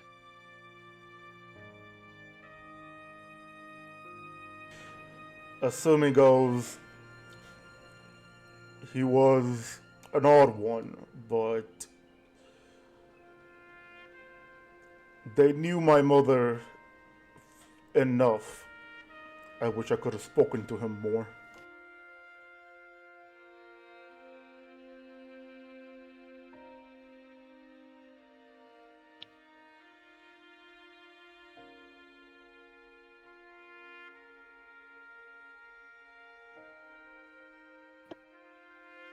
A moment of silence for Starkmaw.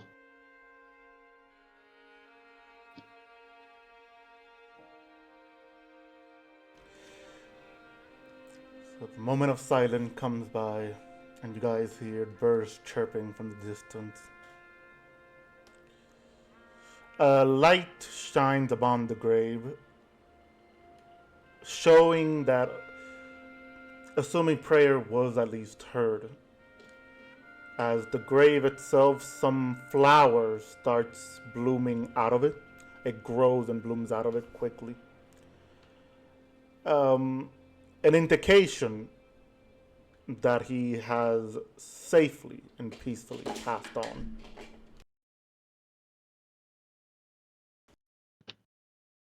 Oh, I'm so dumb. I could have just went there and asked him in this office. Alright, yeah, Luke, snap his neck. But Use you your already hands passed- this time. No. Don't crack his neck. Use the anchor again. He already passed on. You can see the flowers. He already talked to death and he's gone.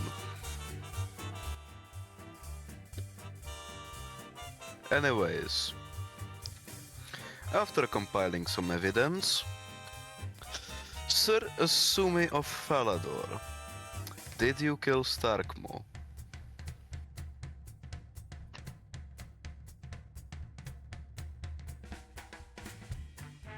He's typing. And I guess you say this up and in front of everyone else. That, yeah.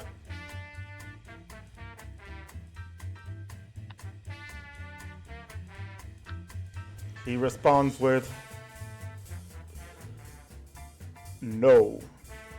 If these evidence you found does say I killed him, then it wasn't me.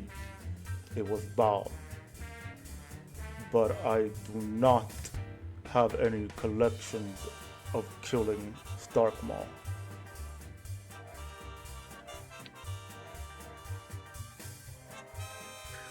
When you...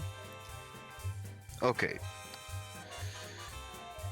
So if you are saying Bhaal did it, I believe that, yes.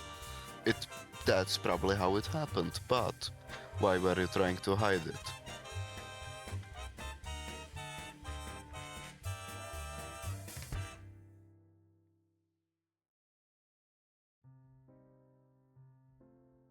He responds with, I'm not trying to hide it. I'm telling you I did not kill him. And if there's evidence against me, then it was most likely Bhaal. Although Helga would like to pitch in, one would probably hide such a kill because it is most unhonorable to kill an unarmed, puny little green man. Goblin, my bad. It is shameful. That is why you hide kill. That is not worthy. So tell me, Sir Asumi, how do you plan to fix this Bhaal situation? Will these things happen to Thimble, me, Luke, Bera, Holga? Better hope it doesn't happen. Claire. Helga, you all fucking dead. Your own uncle and aunt?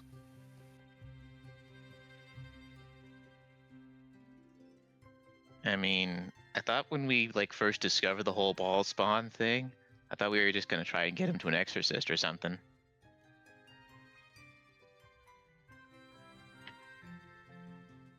Well, that was, let's say, when the ritual hadn't been completed, right? And hypothetically, let's say that this Starkmaw kill furthered your connection to Bhaal.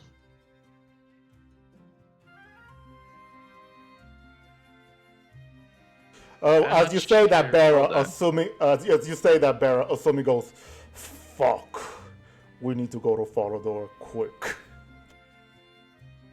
Yes, you should go turn yourself in. Precisely.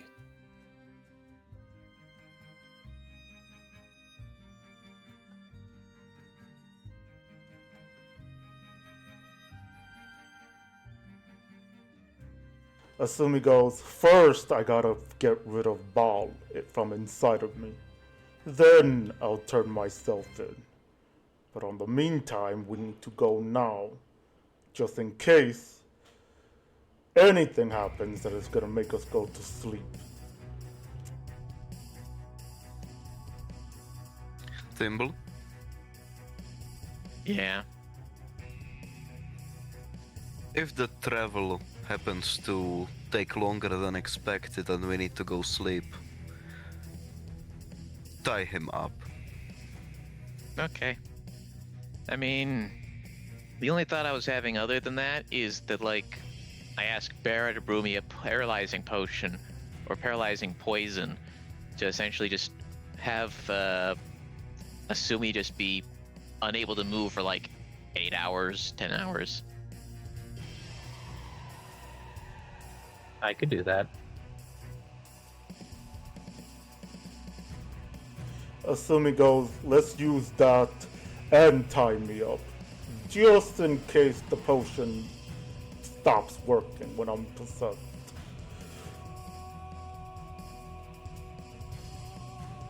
All right, start brewing that, and let's start getting out of here. She can brew it while in the back of the cart. I will be driving, so she has time. I'll do just that. Alright. So you all start heading to Falador. Assuming on his unicorn, the rest of you on the wagon with Valora, who I know she's not here, but she's quietly listening into everything. And you guys start heading to Falador. Luckily, it's still morning, so by the time you get there, it would be at least an hour or two before noon. So a good 3 to 4 hour drive. As you get to the gate and everything, Asumi goes to talk to one of the guards. As the guards gestures over to, let's see, because they're coming from the south of Falador, I would say the guard gestures over to the northwest. As Asumi quickly just kicks it on overdrive on his unicorn and starts heading straight up the road to where you can assume is the location he's heading to is Falador's castle. Thimble, are we going to Falador Castle as well?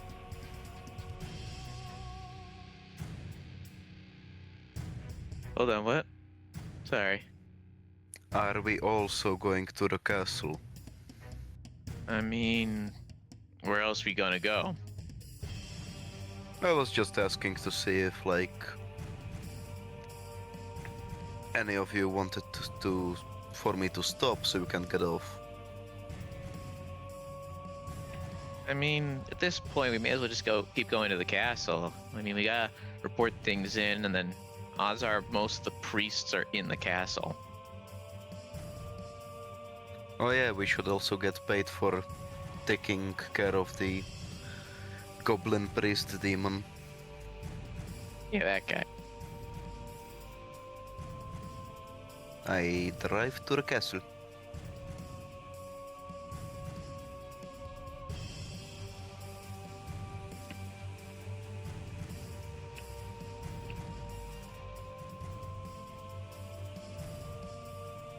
Alright. So, as you go over, as you start driving to the castle, assuming you're the first one there,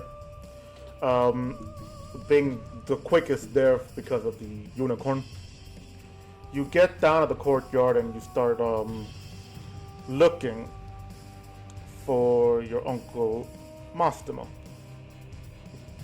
Who he turns around and goes, oh, after finding him obviously on the very top of the castle where the altar is, he goes, oh, Asumi, you startled me. Where's Thimble and the others? Is everything okay?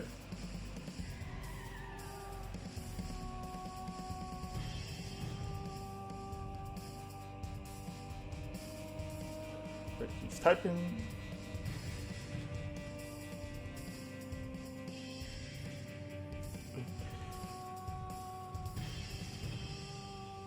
Alright, he goes,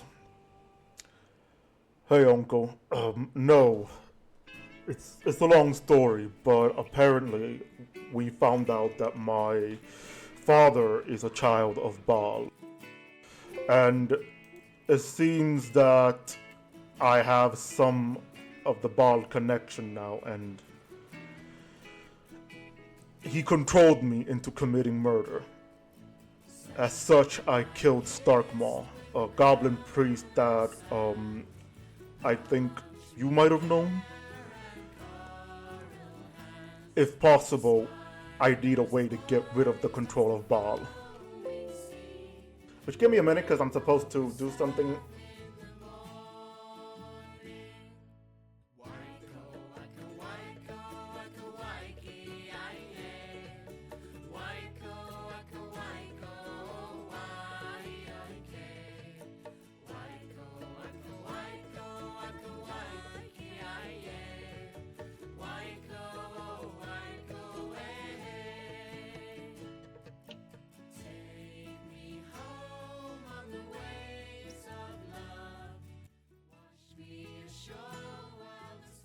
Alright, sorry, back. I had to fix some. Alright, so Mastimo listens, he goes, wait, what? As he puts his hand on your shoulder, he goes, this isn't a prank. Oh, my dear child. Asumi, it's okay. You weren't in control. Which means this isn't your fault. Now, I'm not a powerful priest, but I do know that there is a ritual to help you. But I would need to contact the priest right now. Tell me, this last murder, did it look like a ritual had happened?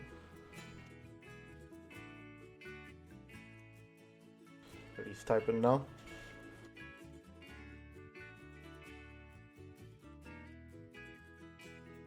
He goes, yes, and Beryl, the gnome, says that she thinks maybe this might have further strengthened the connection between Bhaal and my body. Mastimo thinks for a moment and goes, then this is going to require something very powerful. Let's see. Alright. I need to make some connection at this moment. I need to send out words to several priests at this moment to try to see if I can get them to what's the word? Try to see if I can get them to come here as quickly as possible.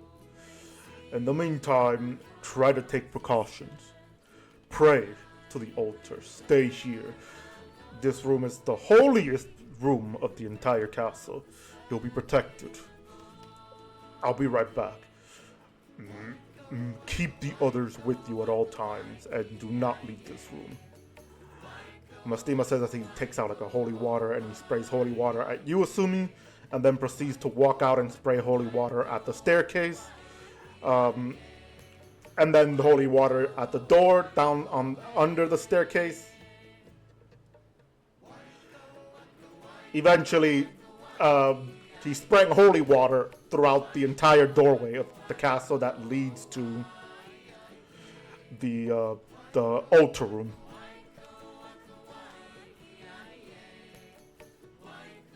As some time passes, and the rest of you end up at the castle courtyard, which obviously you have to get off it. So what do you guys do then?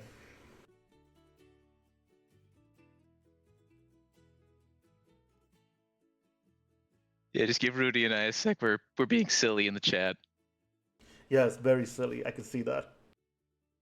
I was like, I'm gonna Uh, go take care of some business on my own for a bit. You guys be all right? Yeah, you'll get me that poison, right? I chuck him a bottle. Yeah, here it is. Oh, Made it cool. a long way. Nice. All right, at least we got that. What you getting? I have to go pick up something. All right. Then I guess we'll be here.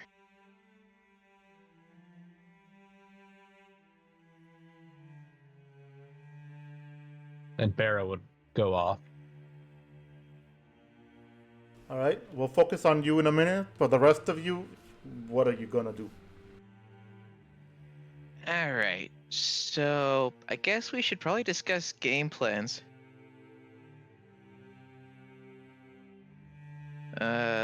So basically, when Asumi goes to sleep, we inject the poison in, and then we tie him up. Or should we tie him up, then inject the poison? knock him out. Out first. Tie I up feel like that first, would back. Want to. tie first, then potion. I feel like knocking him out would be counterproductive, so I think Kolga's probably right. Tie him up first, so that way when the poison is injected, he's at least restrained so he doesn't try killing us after the poison is injected. Yeah, good idea.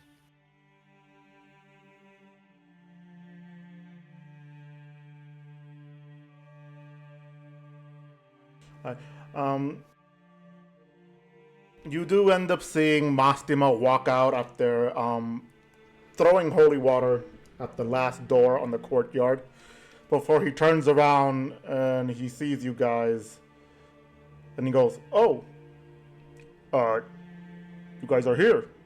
You come to see Osumi?" We more just came to report in about the cold goblin situation. We're kind of let Asumi sort out his current issues.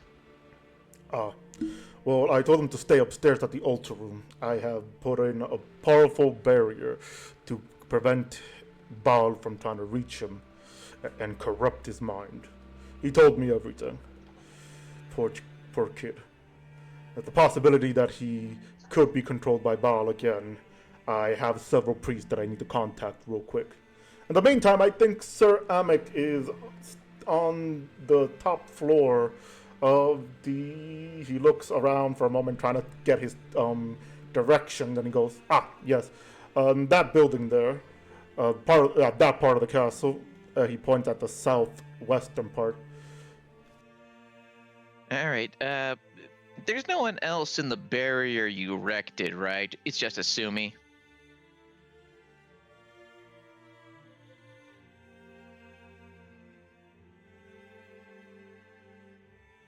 I think I accidentally broke Mastema. Yes, you did.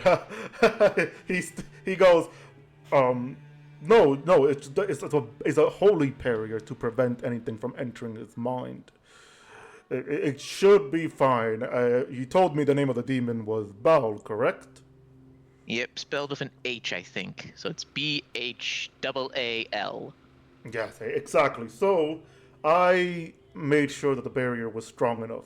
It should hold for a while, so I should be able to come back in less than an hour to hopefully get enough fatherly priests, because they need to be fathers, and probably the abbot in Trana.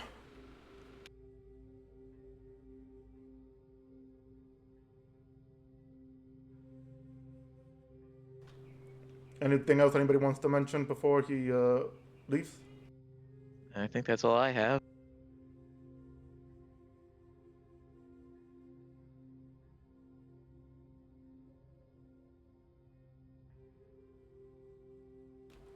Alright, so then Mastima bows and he goes, "May Saradomin lights your way." And he starts heading off. So what do you guys do now? You guys head to Sir Amic? Yeah. Alright, so you go upward to the castle, and Sir Amic is there. You can tell that he seems very annoyed as he seems to be talking to a gnome that seems to be an ambassador of some sort. As the gnome goes, "I'm just saying, with these goblins attack, perhaps you would do well to seek our assistance. It's all I'm saying. You wouldn't even have to get your hands dirty." "Well, I do understand, Ambassador. I have other things to do." He looks over and he goes, "Oh, and our adventurers for hired is here. Hopefully they dealt with the goblins." As he looks over to you and mouth, "Please say yes." Yep, goblin situation neutralized. Basically, a demon transformed into a goblin priest and tricked a bunch of them. But we took care of the demon. He kind of severely wounded all the goblins. And yeah, mission accomplished. No more goblin invasion.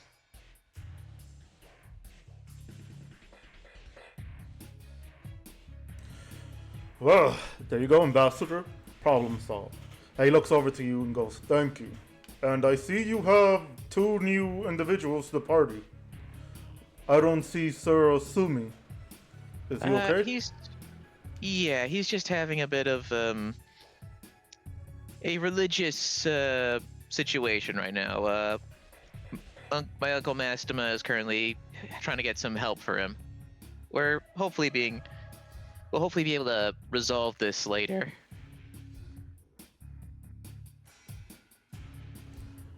I am going to need a little bit more detail to that to at least have it known why one of my knights is missing in action. Let's see how to best explain it. He must, well, I guess the best way to explain it is that his connection to Saradomin needs to be reinforced. So he's doing everything he can to essentially strengthen that bond so that nothing can overcome his faith. His eyes squint at you for a moment and he goes, "Is he..." Okay, my entire vocabulary out the window. My brain just turned off. Wow. And it's not him questioning his faith. I think he's just worried that he doesn't have the strength he needs to really devote himself to Saradomin, and he wants to get some help to make sure that all doubt is wiped away and that he can just focus on carrying out Saradomin's will. I see. Go ahead and roll for persuasion, because you're trying to persuade that's what's going on, and it's not. No, I'm lying. I'm lying through my teeth, Chief. Fine. You're not trying to persuade him, you're trying to trick him. Go ahead and roll for deception. 21. Alright. He goes, "You must have fought something very horrible or witnessed something horrible that needs Saradomin to strengthen his strengthen his connection to Saradomin again. I see. Alright. Well, I hope he gets that solved out. In the meantime, your rewards for helping us deal with the goblin invasion." He goes on ahead and he looks around and goes, "I don't have it with me, actually. Give me a moment, I'll get the reward for you now." As he walks out of the room, leaving you all alone for the moment to talk among yourself, as I need to go grab another bottle of water.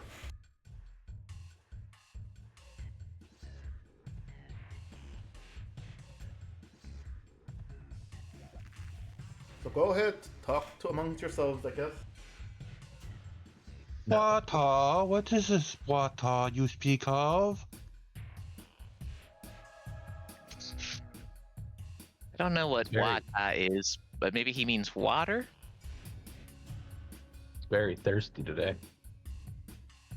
Yes, you see, I've been injecting him with make you thirsty juice. It's a secret poison to dehydrate him. Makes sense.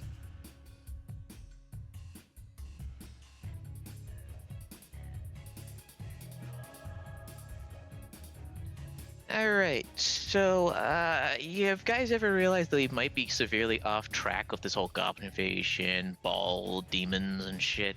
That we might have, forgotten about the Inquisitor for a bit?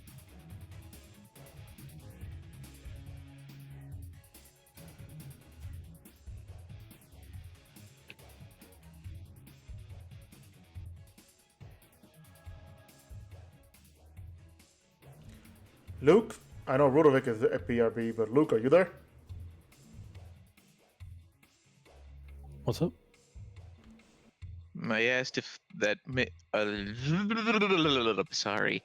I asked if whether or not the whole Bhaal thing and the goblin invasion, we've lost track of us trying to find the Inquisitor.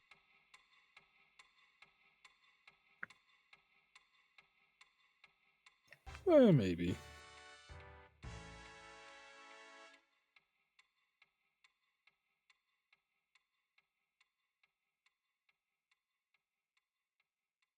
Real quick, somebody redeem the hydrate thyself. So if you need to drink something, gobble down. All right. Well, since not much of a conversation is happening, which is fair enough. Bera, we're gonna focus on you for a bit. Where Okay. are you going? I'm going to Falador's blood bank. All right. As you're making your way to the blood bank, you find it fairly easily. As you walk in, you see the doors open, and you see a large. First of all, the building is a very large warehouse-like building. As inside, there's like a full room of people on a chair, with needles having been stuck in them, and you can see like blood coming out and being poured into like a sack, like a large sack that is able to keep the blood there. And on your left, you see a clerk on the other side of the counter, and goes, "Hi, welcome. Are you looking to donate blood?" No, I was seeing if the owner, Martina, is here. Martina? Yes. No, at this moment she's on another business trip back in Varrock, and she probably won't be back for a while until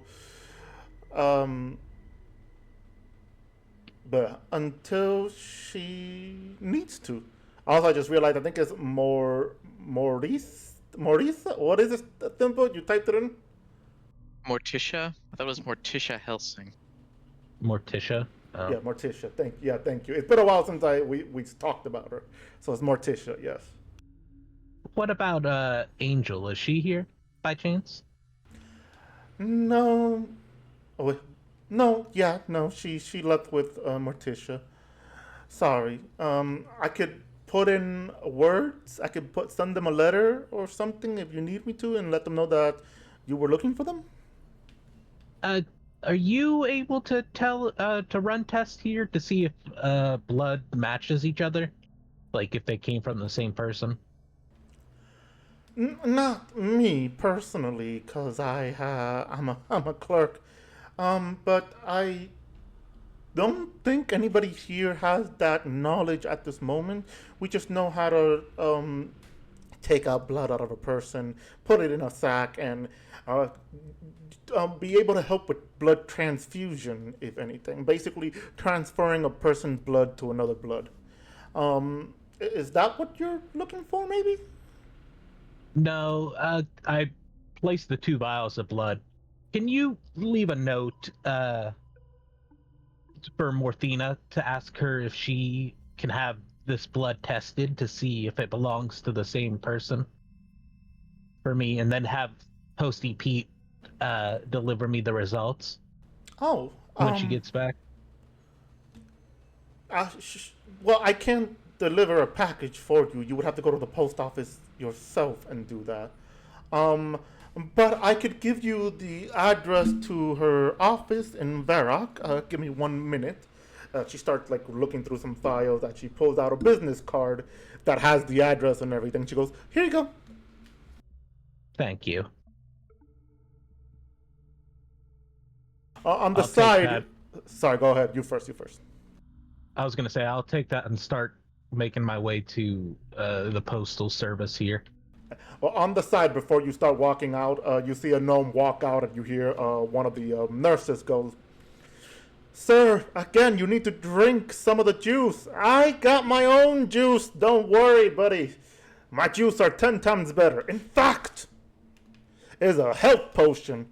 Sir, that has chemicals that will only heal your wounds. It's not going to refill your blood. You need vitamins. I got it." He goes on ahead and he starts chucking down that potion. And he goes, "I made it cranberry flavor." And he starts walking out, and the clerk just shrugs at the nurse and going, "If they faint, they faint. That's their own problem." And the gnome just starts walking out almost at the same time with you. And he looks over to you and he goes, "Hey, Hello. Who are you? that's Jonathan. Do you want some juice? I have some berry juice here." He looks over to you and goes, "Oh, you don't have Band-Aid. You didn't donate blood?" No, I was here on a different quest, and I also have plenty of berry juice of my own. "Ah, berry juice lover, I see. What's your favorite berry juice?" Well, I got my hands on some special berries, so I've been really enjoying the Saradomin berry. Saradomin berries. Ah, they usually make those for wines. It tastes too minty for my flavor. But it goes great if you want to, like, if you're in a hurry and want to avoid a bad breath. Mine is a cadaver berry. Sour taste. Yeah, I've dabbled with the cadaver berry. I heard you can even give yourself so much that you like fake death. Ah, so you do know your berries. I'm sorry, I didn't catch your name. I'm Barrawinkin. Winkins. He snaps his finger. "The Winkins farm. Are you related to the Winkins farmer?"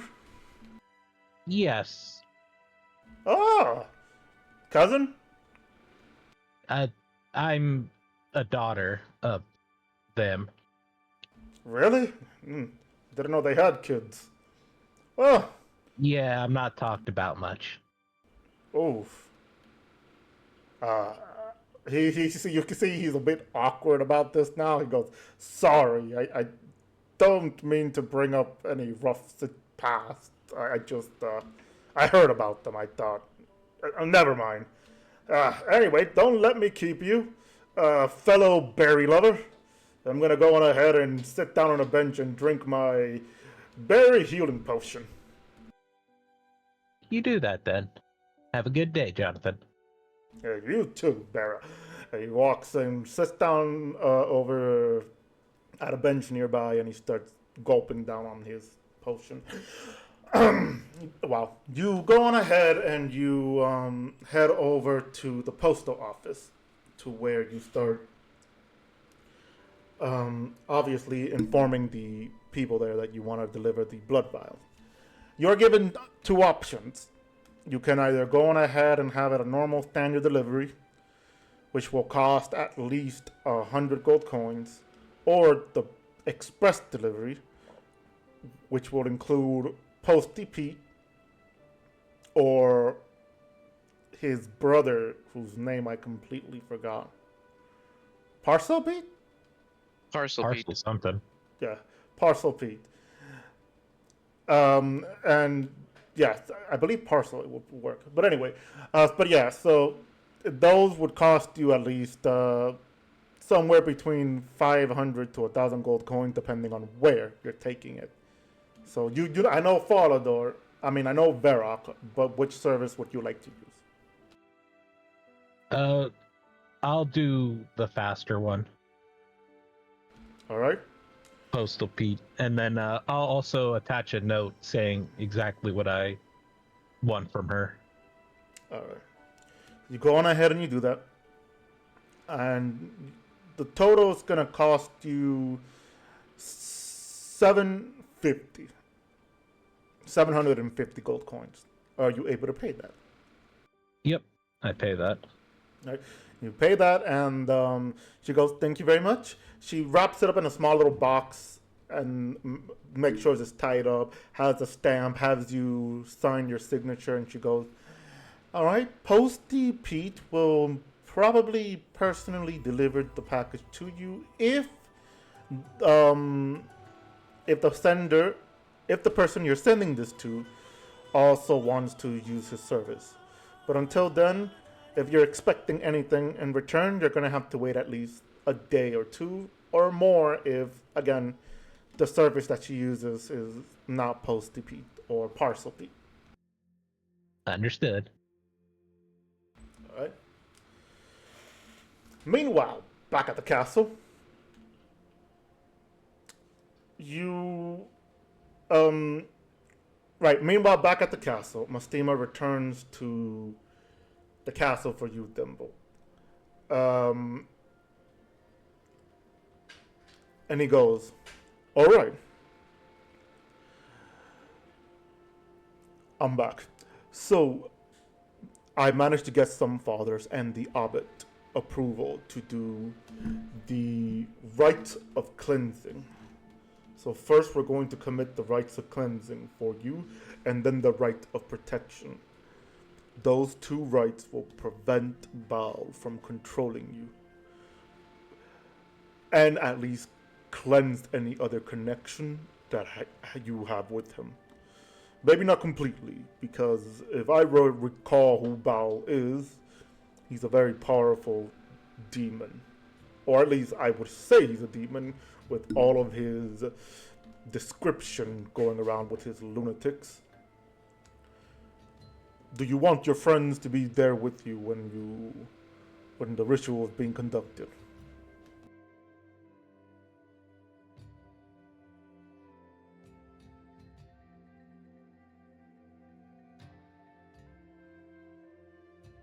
Asumi goes, "Not really. I would like them to get some progress on finding the Inquisitor without me. But if any of them wants to, they can join. And keep an eye on, I guess, my body when the ritual is being conducted." "Very well. The priests said they're going to be here, and luckily one of them is going to be, they're all going to be teleporting to Falador. Just they're going to get prepared. So they should be here very, very soon. I'll go and I'll look for the others then and let them know the progress, that it's going to happen with you." As he goes and he turns around and he leaves. Going back to Thimble, Rudovic, Luke, and Holga. Back to you guys having a conversation. What would you guys like to do now or talk about? All right, and so that's why they're blue. What? Yeah, that's just why they're blue. I don't get it either, but it's just how it works. It's just how it works.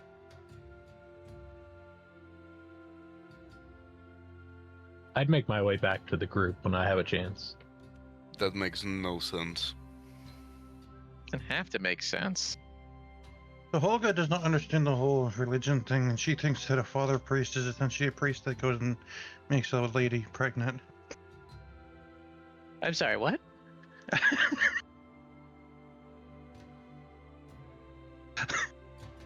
Holga does not understand this whole religion thing, so when she heard the need for more father priests, she thought to herself, are those priests that go and make other people pregnant to become fathers? No, no, no. Father is just what you call a particular kind of priest. They're not necessarily dads. Hmm.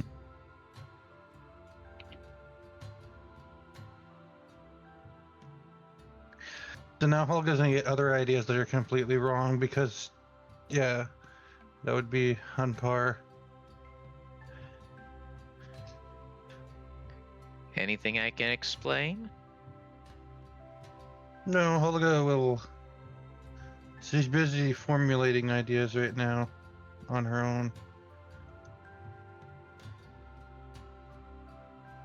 Anyway, I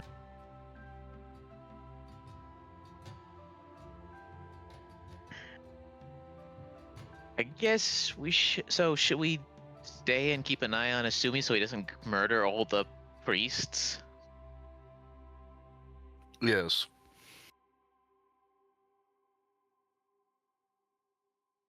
Sir Amic returns, and he goes, "All right, here are your rewards." And he goes on ahead and he, with the other white knights behind him, they bring in a large chest of gold coins, for each of you to have at least 5,000 gold coins.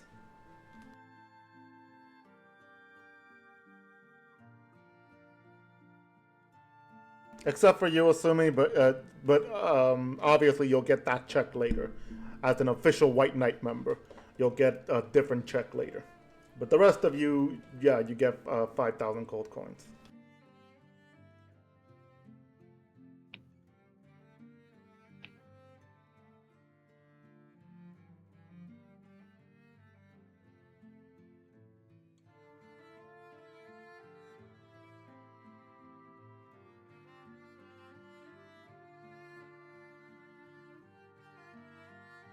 All right. So with that, Sir Amic goes, "All right. Is there anything else I need to know? Anything else you need to report, or are we done here?"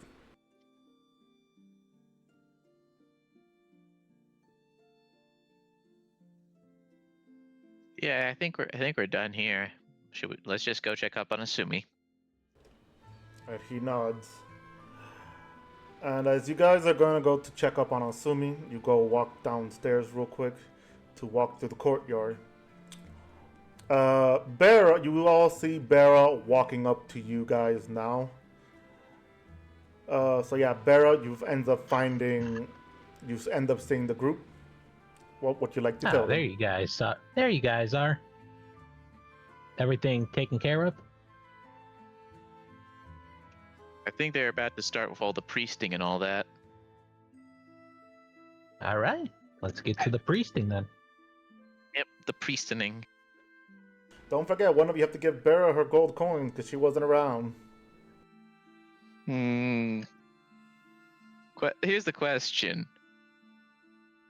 Would we have given her the coins? I don't know who wants to be generous enough to give her the 5,000 gold coin or keep it to themselves. Hey, Rudy, did you want to split Barra's split of the cash?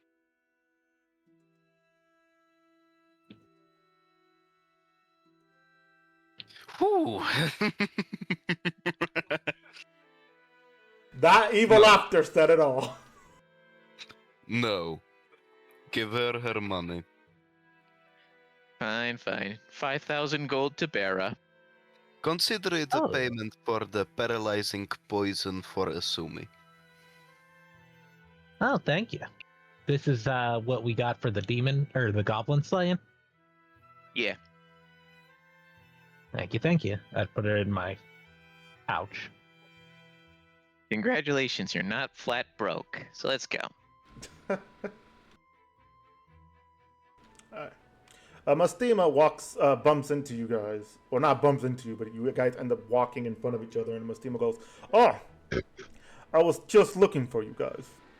So, the priests are going to be here in about an hour or less. They're getting the stuff ready.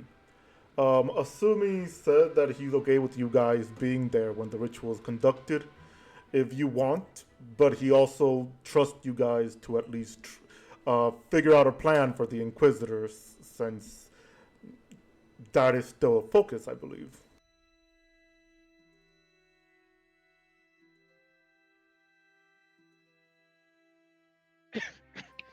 Well, I guess that's the question then. How exactly are we gonna find the frickin' Inquisitor? We've gone so off track.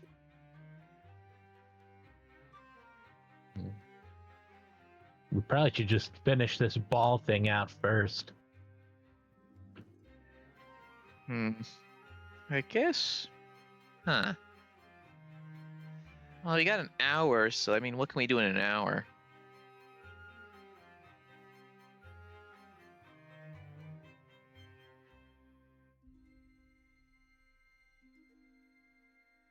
Mastima goes,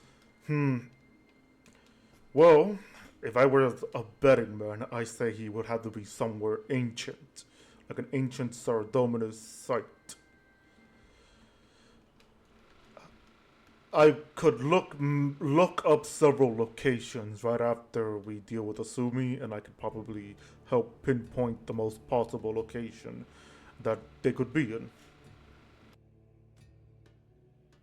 That would be good. That would be great. I don't know any old Saradominus temples or anything, so... And I don't think any of us in the party know either. Well, of Alright, the course. library then? You probably wouldn't, because Mastima doesn't teach you old stuff. He teaches you modern stuff. Same thing with you, Asumi. Same thing with you, Thimpa. Same thing to you, Thimpa, just in case you ask, because Asumi was asking, and I wanted to answer the question, but my brain is going everywhere. But yes, you guys wouldn't know that much, because what Mastima taught you was mostly just modern stuff. Because let the past die, as they say. But anyway, so he goes on ahead, and he nods and goes, all right, I need to go back upstairs and finish up preparing the room. You guys can join me, or you guys can stay down here. It is entirely up to you.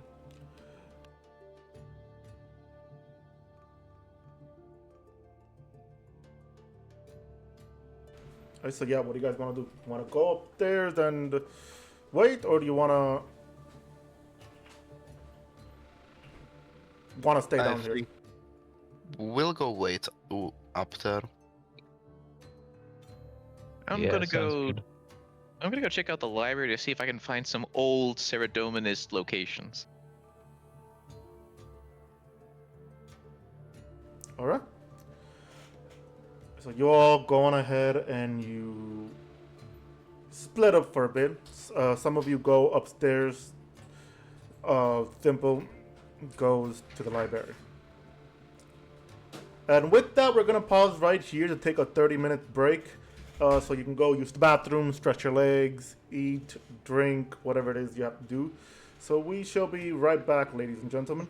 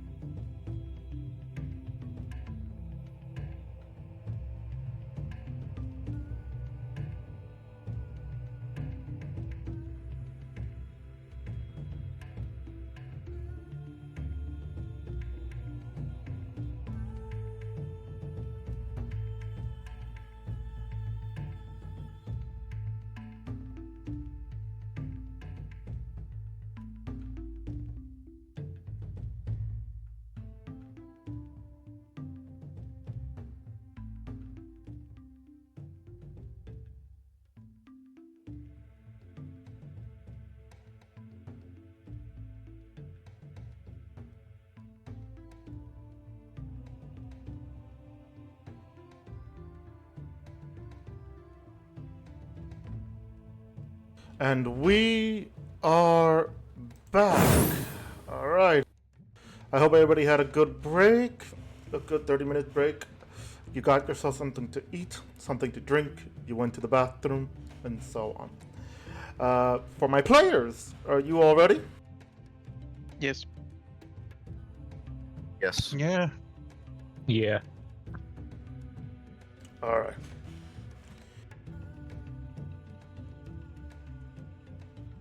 So, Thimble, you are in the library now. As you're looking through some text, you see some old Saradominus location. There are several, from the Ancient of the Lost Temple to Mauritania's. Let's see. Everlight to another site which is located, which was previously located wherever the Temple Knights originally were. There is also one located, let's see, somewhere within the wilderness. But that one is considered a hazard, as it's been said to have too many undeads.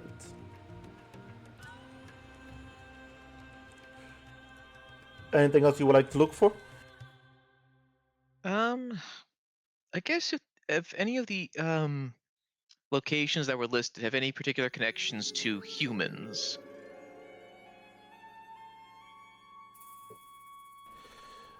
No. Well, yes and no. Yes, they were connected to humans in terms of military or strategic reasons, like having people there. One of them was basically a Icene populated area, but obviously humans lived there as well. But most of them were mostly humans and connected to the Third Age conflict, the Gods' War.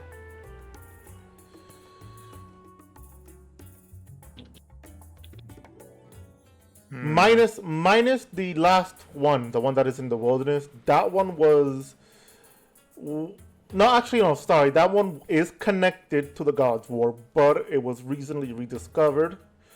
And was attempted to have some archaeology team there, but there has been no approval for a team there yet. I'm gonna make note of that one for later.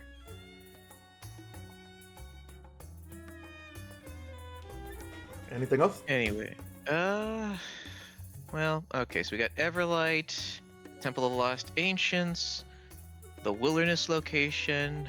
I think that's it. So I'll just make note of all of these, but put some little star next to the Wilderness one, and then join the others. There is another one. I just remembered, and I do want to make note of that as a little nudge. This one is said to be located underwater. I don't remember it completely, but you played it before. Where is that rune crafting minigame located? Without giving the name. The Temple of the Eye. I said without giving the name. Oh, sorry. Where is it located though? Where's the? Did they say where it's located? Yeah, it's supposedly around Mauritania. Let me quickly look it up. Yeah, go ahead, because that's where another location is.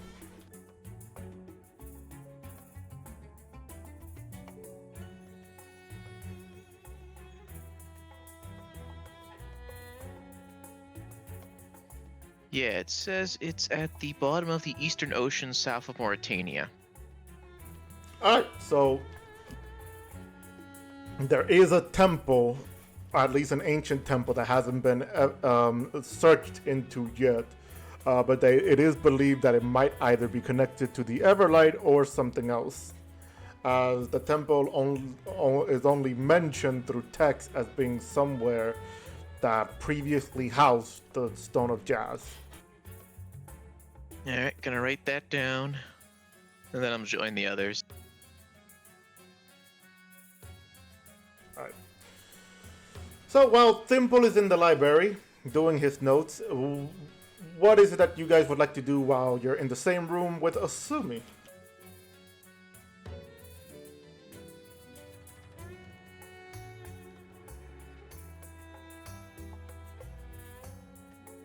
Just keeping watch on him. Yep, make sure he doesn't do anything strange. Right, because an orc bowing down and praying to the altar of Saradomin can't get any stranger than that. I'm sorry, half orc. I'm sorry. No, you're not. You're right, I'm not. I'm completely racist. Thank you for reminding me, Gnome. Alright, so, as you guys are just there, keeping an eye on Asumi, who continues to pray in front of the altar of Saradomin, Thimble finally walks upstairs, and you can see, like, all eyes are on Asumi. Way to make him feel comfortable, folks.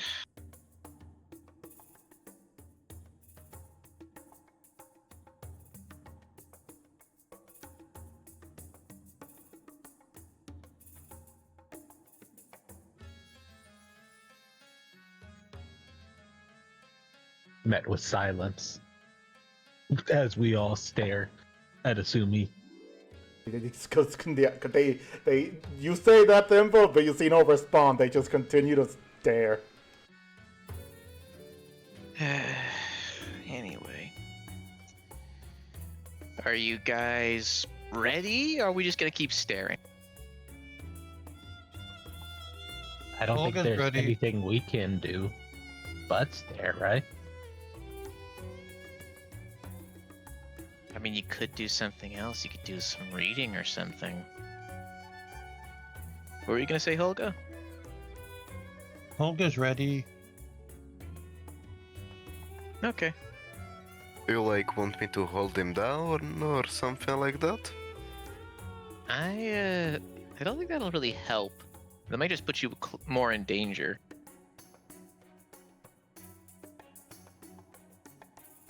If he tried to do something, he would have gotten slapped. Alright, because when the demon lord decides to come out and starts trying to kill you, a slap is definitely gonna make him stop. Yes, I'm gonna slap the demon out of him. Asumi goes. You have holy hands. Asumi goes. The slap will connect into the demon's mouth. At least you'll have a cool prosthetic.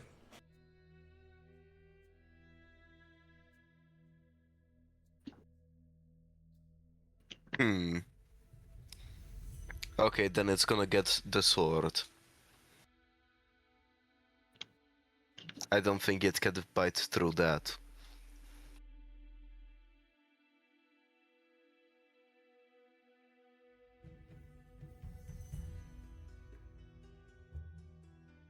Also bold of you to assume it's gonna be fast enough to bite it. We are talking about a demon lord. Do you know how fast demon lords move? Do you know how fast I move? Yes. And you think a demon lord can't move that fast or faster? Asumi goes. A demon lord that's possibly a god. Right. Thank you for reminding me.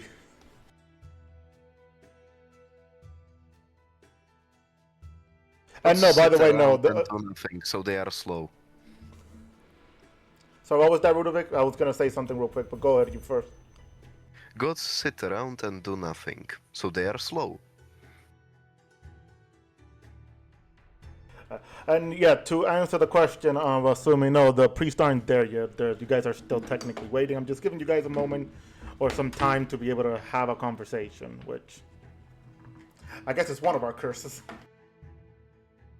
Conversing. But on that note, assuming you're pretty fine for now. You do feel Mustima's prayer barrier work pretty well. It's not doing much. It's not like weakening. I mean, it's not letting Bhaal try to get any connection to you at this moment, or at least as far as you can tell. Because let's be honest, after what happened, what has he done afterwards? But at the end, you do feel normal. Eventually, Mustima walks up the stairs with the other priest, and he looks over to you guys. He goes, "Oh, you guys are still here. All right. The priests are coming up the stairs now, all of them. Just to let you know, this ritual is going to require their full concentration. So let's try to keep them concentrated. If you're going to stay here, then you can help me out ensuring Asumi's and the priest protection. In case Bhaal ends up sensing that Asumi is going to be free of him to a degree, we could at least protect him and the priest and the abbot, so like that the ritual can be completed. Understood?" All right. Yep, straightforward that's enough. why we're here.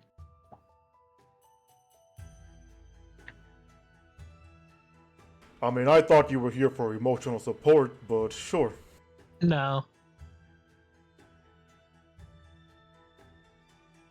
Damn, that no was like, damn.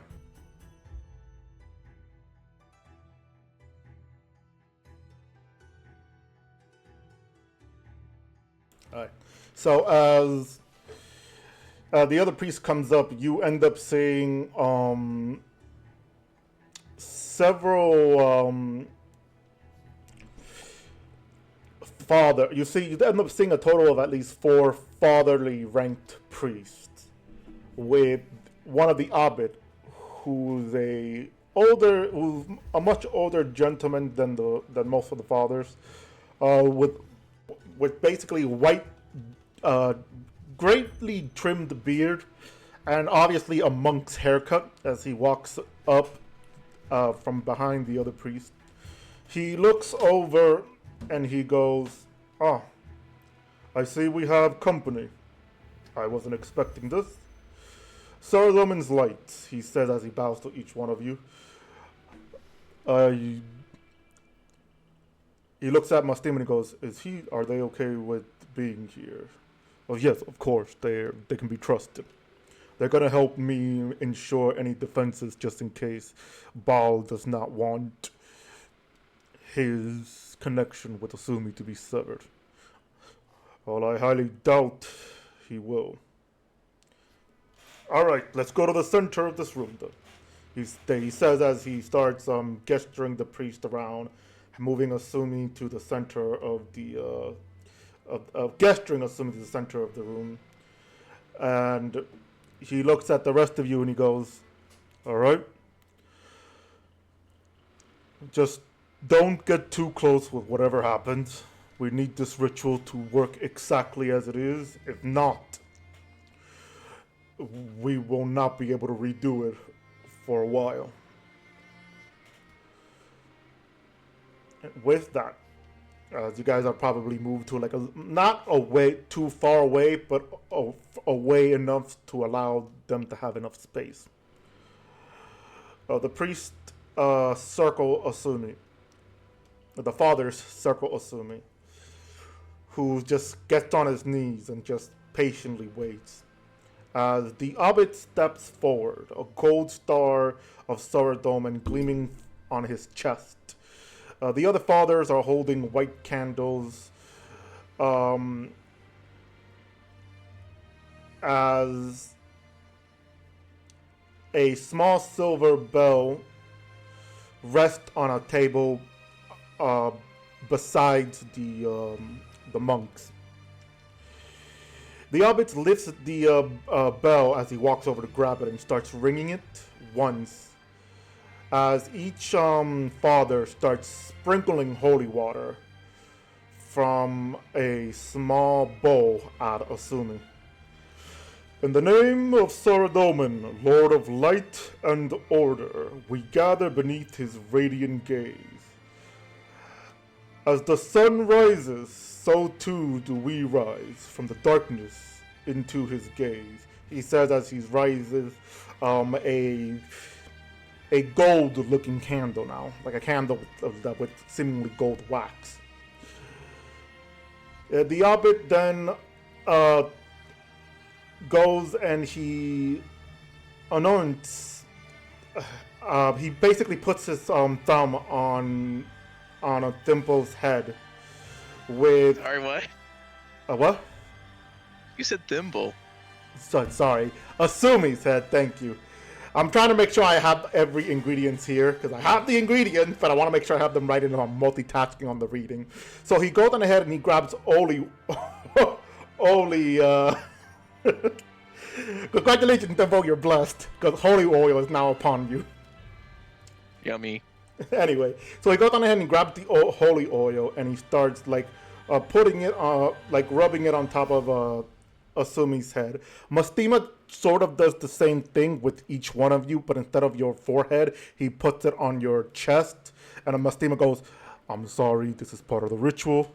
I'm sorry, this is part of the ritual." So each one of you are given like a small blessing of sort of a protection, as you could feel him with the oil do the Sardoman symbol gesture. So with that, he goes, "O Saradomin, pure and unwavering, we confess the stain of blood upon him." As he says, as he places another small oil on him. Sorry, not on him, on a cloth, a sort of small towel. Like he grabs the towel and he dips it in the holy water. As he goes and he starts washing Sumi's armor a bit. As he starts going, "By these water, we cleanse you." Each of the fathers starts lifting up the cancel as the abbot goes, "We bring you from the shadow to the light, from curse to grace.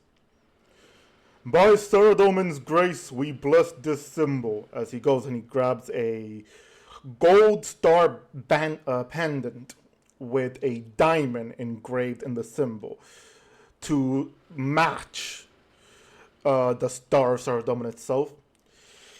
And he goes, "Let this star guard your mind, and let it be a beacon that keeps Bhaal at bay." And he hands it over to Asumi, who grabs it. Who you obviously through the ritual he would have to keep his hand open, and the priest gives it to him.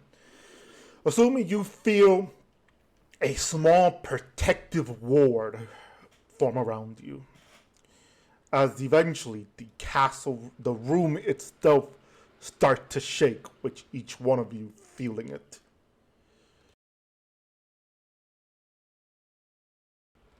Mastima goes, "Well, I'm assuming his grandfather isn't happy."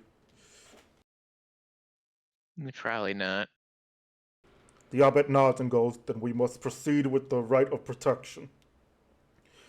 Get ready, just in case." He goes on ahead and he goes and grabs a gold star symbol from under his robes. As he goes, "O Saradomin, guardian of wisdom, place your hand upon his mind." One of the father grabs a silver bell and starts ringing it, and it's a little closer to Asumi's ears. "Fortify his will, that no shadow of Bhaal may grasp him." As they continue with the ritual, each fatherly priest starts ringing the candle, ringing the bell, moving the candle up and down to where you hear, "This cloth, like a relic, will anchor your spirit in Saradomin's name." And he hands him over what appears to be a replica of Saradomin's cloth. Which Thimble, if you can't share them the picture of Saradomin's appearance in his 6th Age armor, it basically looks like a long gold trimmed cloth with Icenic writing in each one of them, like that goes from one end to another. And all of your eyes can see slight movement on it as it glows, as if it's being blessed. Each blessing that is given, the word starts moving. As the ritual continues, they start sprinkling a bit of holy water onto the cloth as the priest goes and starts dipping his thumb into the holy oil itself and starts wiping it on the cloth both sides. And he goes, he goes, "By Saradomin's grace, we bless this. Let this guard your mind, and let it be a beacon that keeps him at bay." As he finally finishes that word, in the corner of the room, you hear, "Oh, that's not good."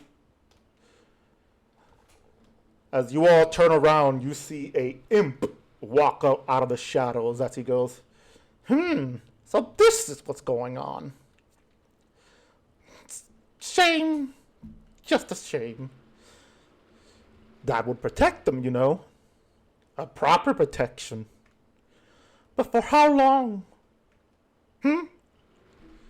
I'm not here to cause a fight," he says as he looks over to Mastima, who's about to smite him with the staff. The imp teleports next to Thimble with his elbow on his shoulder, and he goes, "Tell him I'm here to be a friendly gesture. I mean, look at this innocent face." He gives you like a little pouty, playful face. Why are you talking at us? Out of curiosity, has anyone watched The Avengers, the one where New York City gets attacked and the Hulk is beside Thor and just punches him randomly into the wall? Yes. That's what Hulk is about to do to this imp if it doesn't shut up. It's just like, don't care. Do it anyway. Go ahead, do it. Okay, so before, like, Yeah, just roll unarmed hit chance since you want to do the whole Hulk punch. yeah, pretty much, be like, don't care. Let's see, unarmed. TTD. Will 25 hit? Thimble, what's your AC? 21. 21, cool. So as a reaction, the imp teleports away and sits on the on a chair, and Thimble, you feel the meaty fist of Hogla. Also, I maxed out on that on an unarmed strike damage. Yes. Thimble then proceeds to fall down the stairs. Well, the imp got out of the way of Holga's punch. Is he ready to get out of the way of 4 more?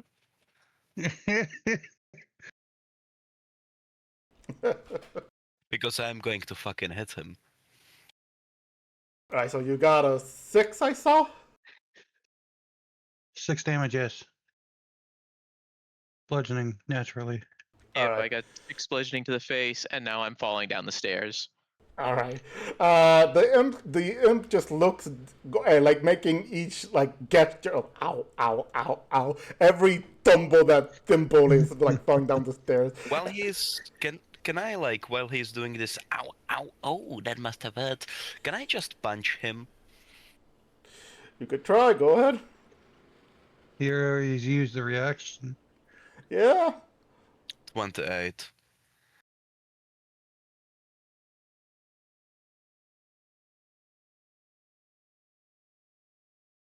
18 damage.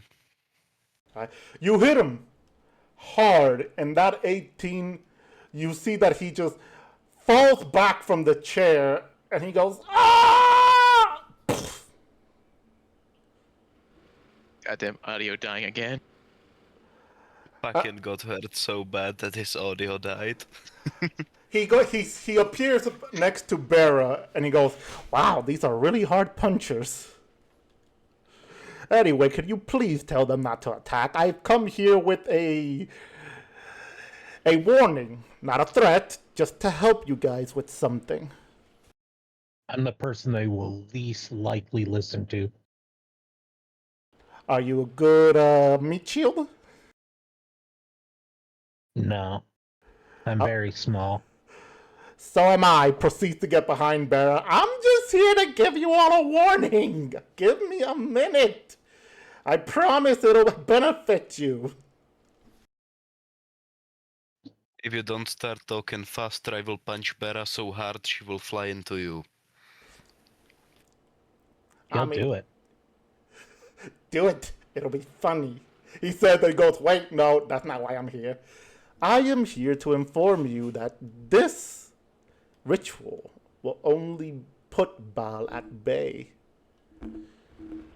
I am here on the behalf of another demon that, well, let's just say is good friends with you, for now.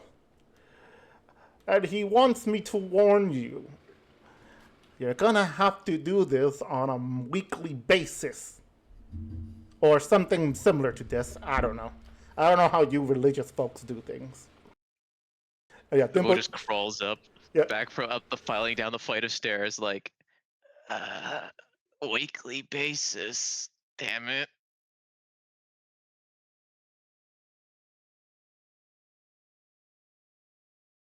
Well, Osumi, you are going into prison.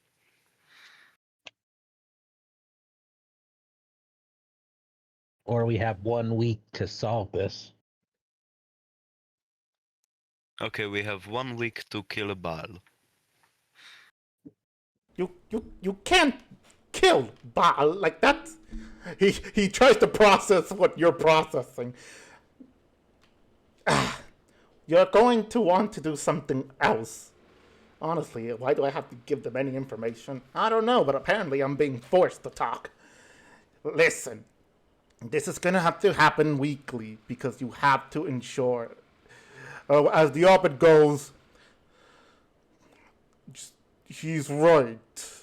We will have to do, or at least Asumi will have to do his own sort of ritual to ensure that the items that he was given continue to protect him, his blood and his mind. But how do you know this was happening? 2 reasons. 1, the ritual has a powerful holy magic. It's a rite. Come on. Who wouldn't say that? 2, my boss. Again, I'm here on a good being, a friendly demon that you know.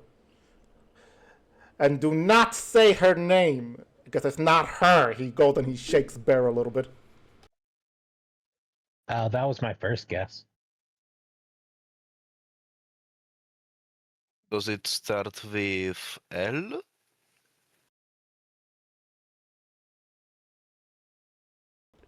Or is it red? Yes, hey, don't even think about it either. She can hear you, and I don't need her here either. She's scary. All right, anyway, he lets Bera go before he teleports over to Thimble, which, again, he flew down past the stairs, and he makes it look like he's walking down the stairs now, but you could tell that he's sort of hovering with his wings, and he goes, anyway, I have to go now. I gave you the message. Ciao! What was the message? I think my head's still spinning. Assume he's got to do this every week, or Bhaal will take control again. The abbot goes, not this in particular. I could give him something that he has to recharge on his own, but it's going to take at least the whole day for him to recharge it. If you're up to it, Asumi.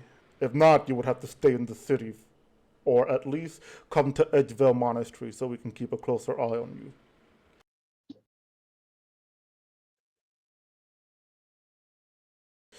Asumi goes, I can handle it. I know enough of the rites to be able to know. I know enough of Saradomin and everything from the text of the book to be able to do the rites. Just give me the information and the materials I need. All right. The abbot goes on ahead and starts giving him the material and the information.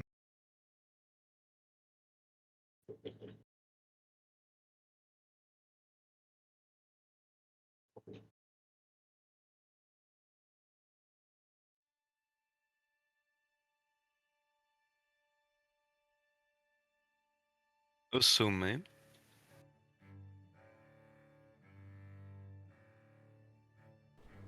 Asumi looks over while he's waiting for the abbot. What did they say to you while we were at the camp?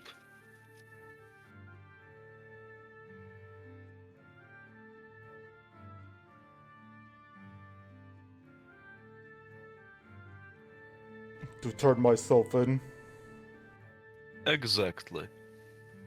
He adds, are you going to turn yourself in for the war crime you committed? There is a difference between somebody dying as collateral damage and you killing somebody. You did it on purpose, Asumi responded very quickly, and I was not in control. You were in control. Do you really want to play the high horse here?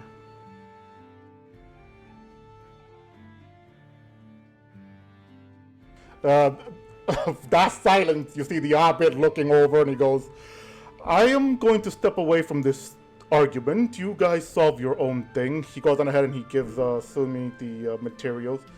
As Mastima goes, I shall show you the way to your quarters because it will be a long travel. And obviously you need to rest up. They start leaving.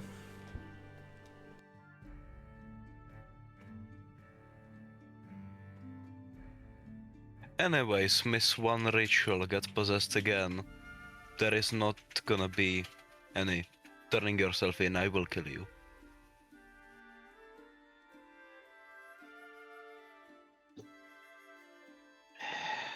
Look, let's put it like this. We could turn Asumi in and have him not help us when we fight the Inquisitor, or we actually keep an eye on him at night. That was the problem last night. Furthermore, my head. Asumi, I think this is Asumi wants to interrupt you, Thimpo, and it goes, no, Rudovic is right. If the next time I do end up being possessed and killing an innocent, one of you needs to kill me. Because if anything were to happen that I get injured, knocked out, or any of us, if any of us are unable to remember or even keep an eye on me, my life has to forfeit. I cannot take another blood. Is that agreed upon? But we are on the same page.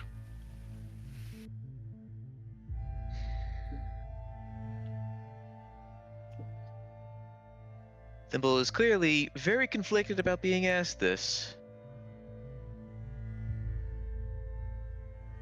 I still think it would have been more easy to at least go to the monastery so you are near somebody who can get the demon thing is sorted out, but if you want to travel with us you can, but miss one ritual, get possessed, you are dead. I can promise you that. Asumi looks over to Thimpo and he walks up to you, Thimpo, and he kneels down and he goes, I know this is a lot to ask, but think about it like this. We'll be saving a lot more people. And besides, the worst case scenario, you guys end up beating me so badly that I look dead and Bhaal leaves me alone. He says with a small smirk, trying to cheer you up, Thimble. We Buff. No, that's not how this is gonna work, man. I can ask my buddy Dev to do me a favor and make it seem like you are dead.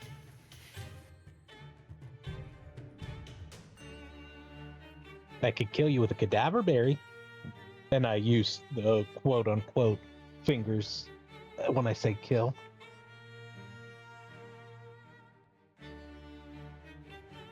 Asumi goes, like I said, worst case scenario. In the meantime, I need to get these supplies, and I have to find a way how to make sure these. He gestures over to the new acquired fashion around his neck, and he goes, "I need to find a way how I can make these protected. I guess I'm gonna need to go to a magic shop and put a magical ward around this too." All right.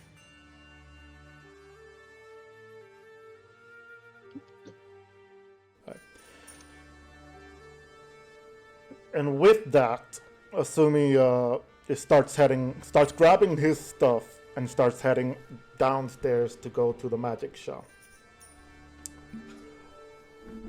Anybody gonna go with him?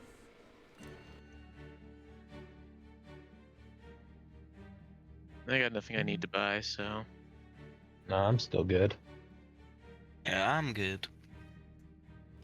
All right.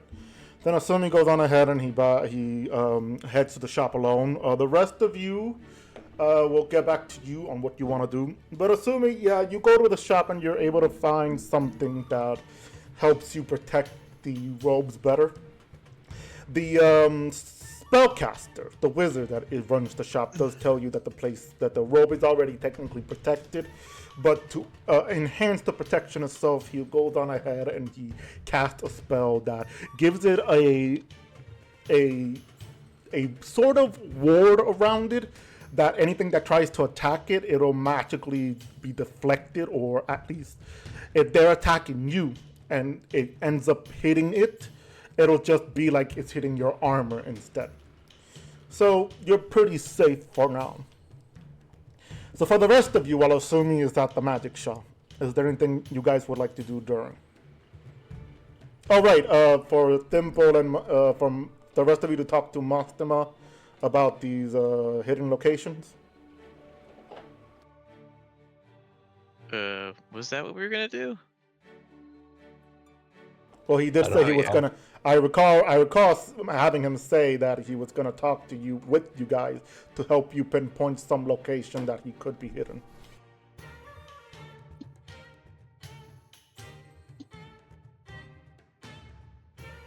I mean, I guess. I kind of have all the locations written down, and we just gotta pick some.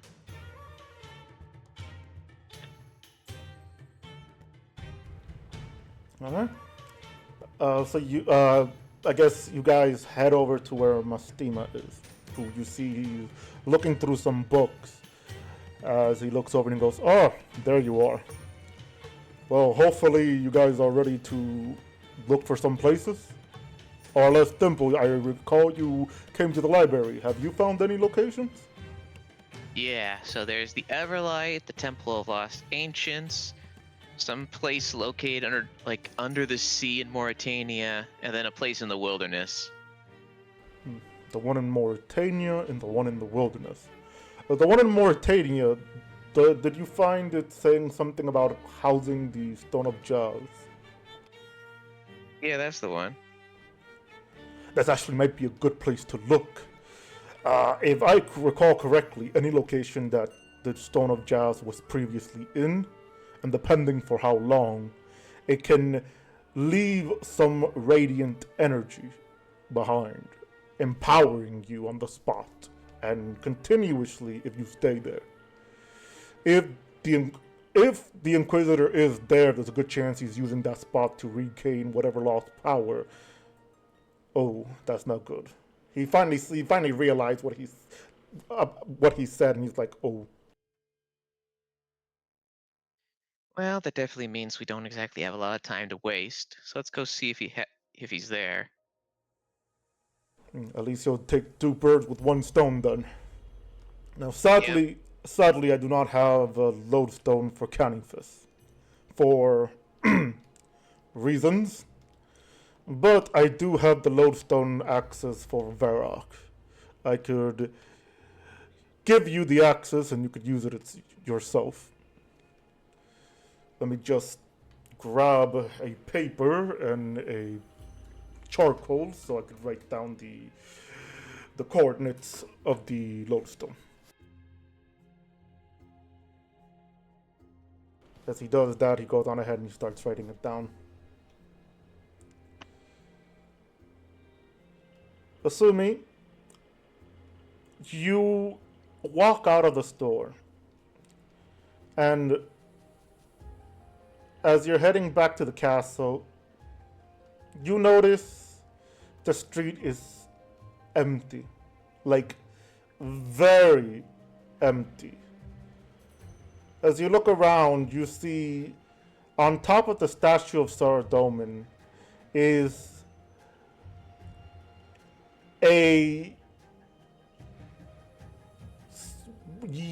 I want to say orange imp, like a very orange, fiery looking imp who is looking at you and going, you know he doesn't like being denied. But no matter. You are safe. For now.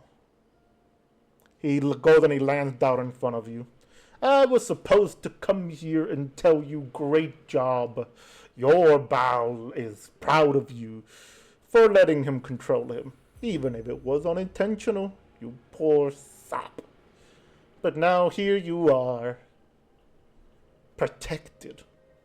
Letting your fullest potential go. A shame, really.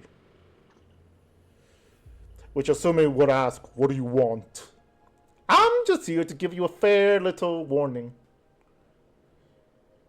Because what kind of servant would I be if I don't adhere to my master?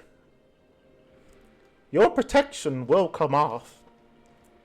If not by you, but by the minions of Bhaal. So I hope you're ready. Because when the time comes, you will be his. Assuming says he's gonna try to draw his sword and stab him, but as you do that, you find you stab nothing. People look around, people walking by you look confused for a moment. And they're like, are you okay, Sir Knight? But you see, luckily there was no one in front of you. This was just a minor illusion of what's to come. The rest of you who were walking out of the castle saw Asumi stab the ground. As he looks up, and for the moment, you guys see he was a bit aggravated and annoyed. And that's where we're going to end it now, because it is time for us to go. Some of us have to leave exactly at 5 and everything. So, thank you all so much for watching. I hope you enjoyed this whole scenario. And I hope you had fun, my players, with this whole murder mystery shit. And, of course, the luck eventually running out. We will come back next week to continue our session. Hopefully, if nothing comes up that has us, finish it. But yeah, anyway, thank you all so much for watching, and we will see you next week. Goodbye! Bye-bye. Bye bye. Bye bye.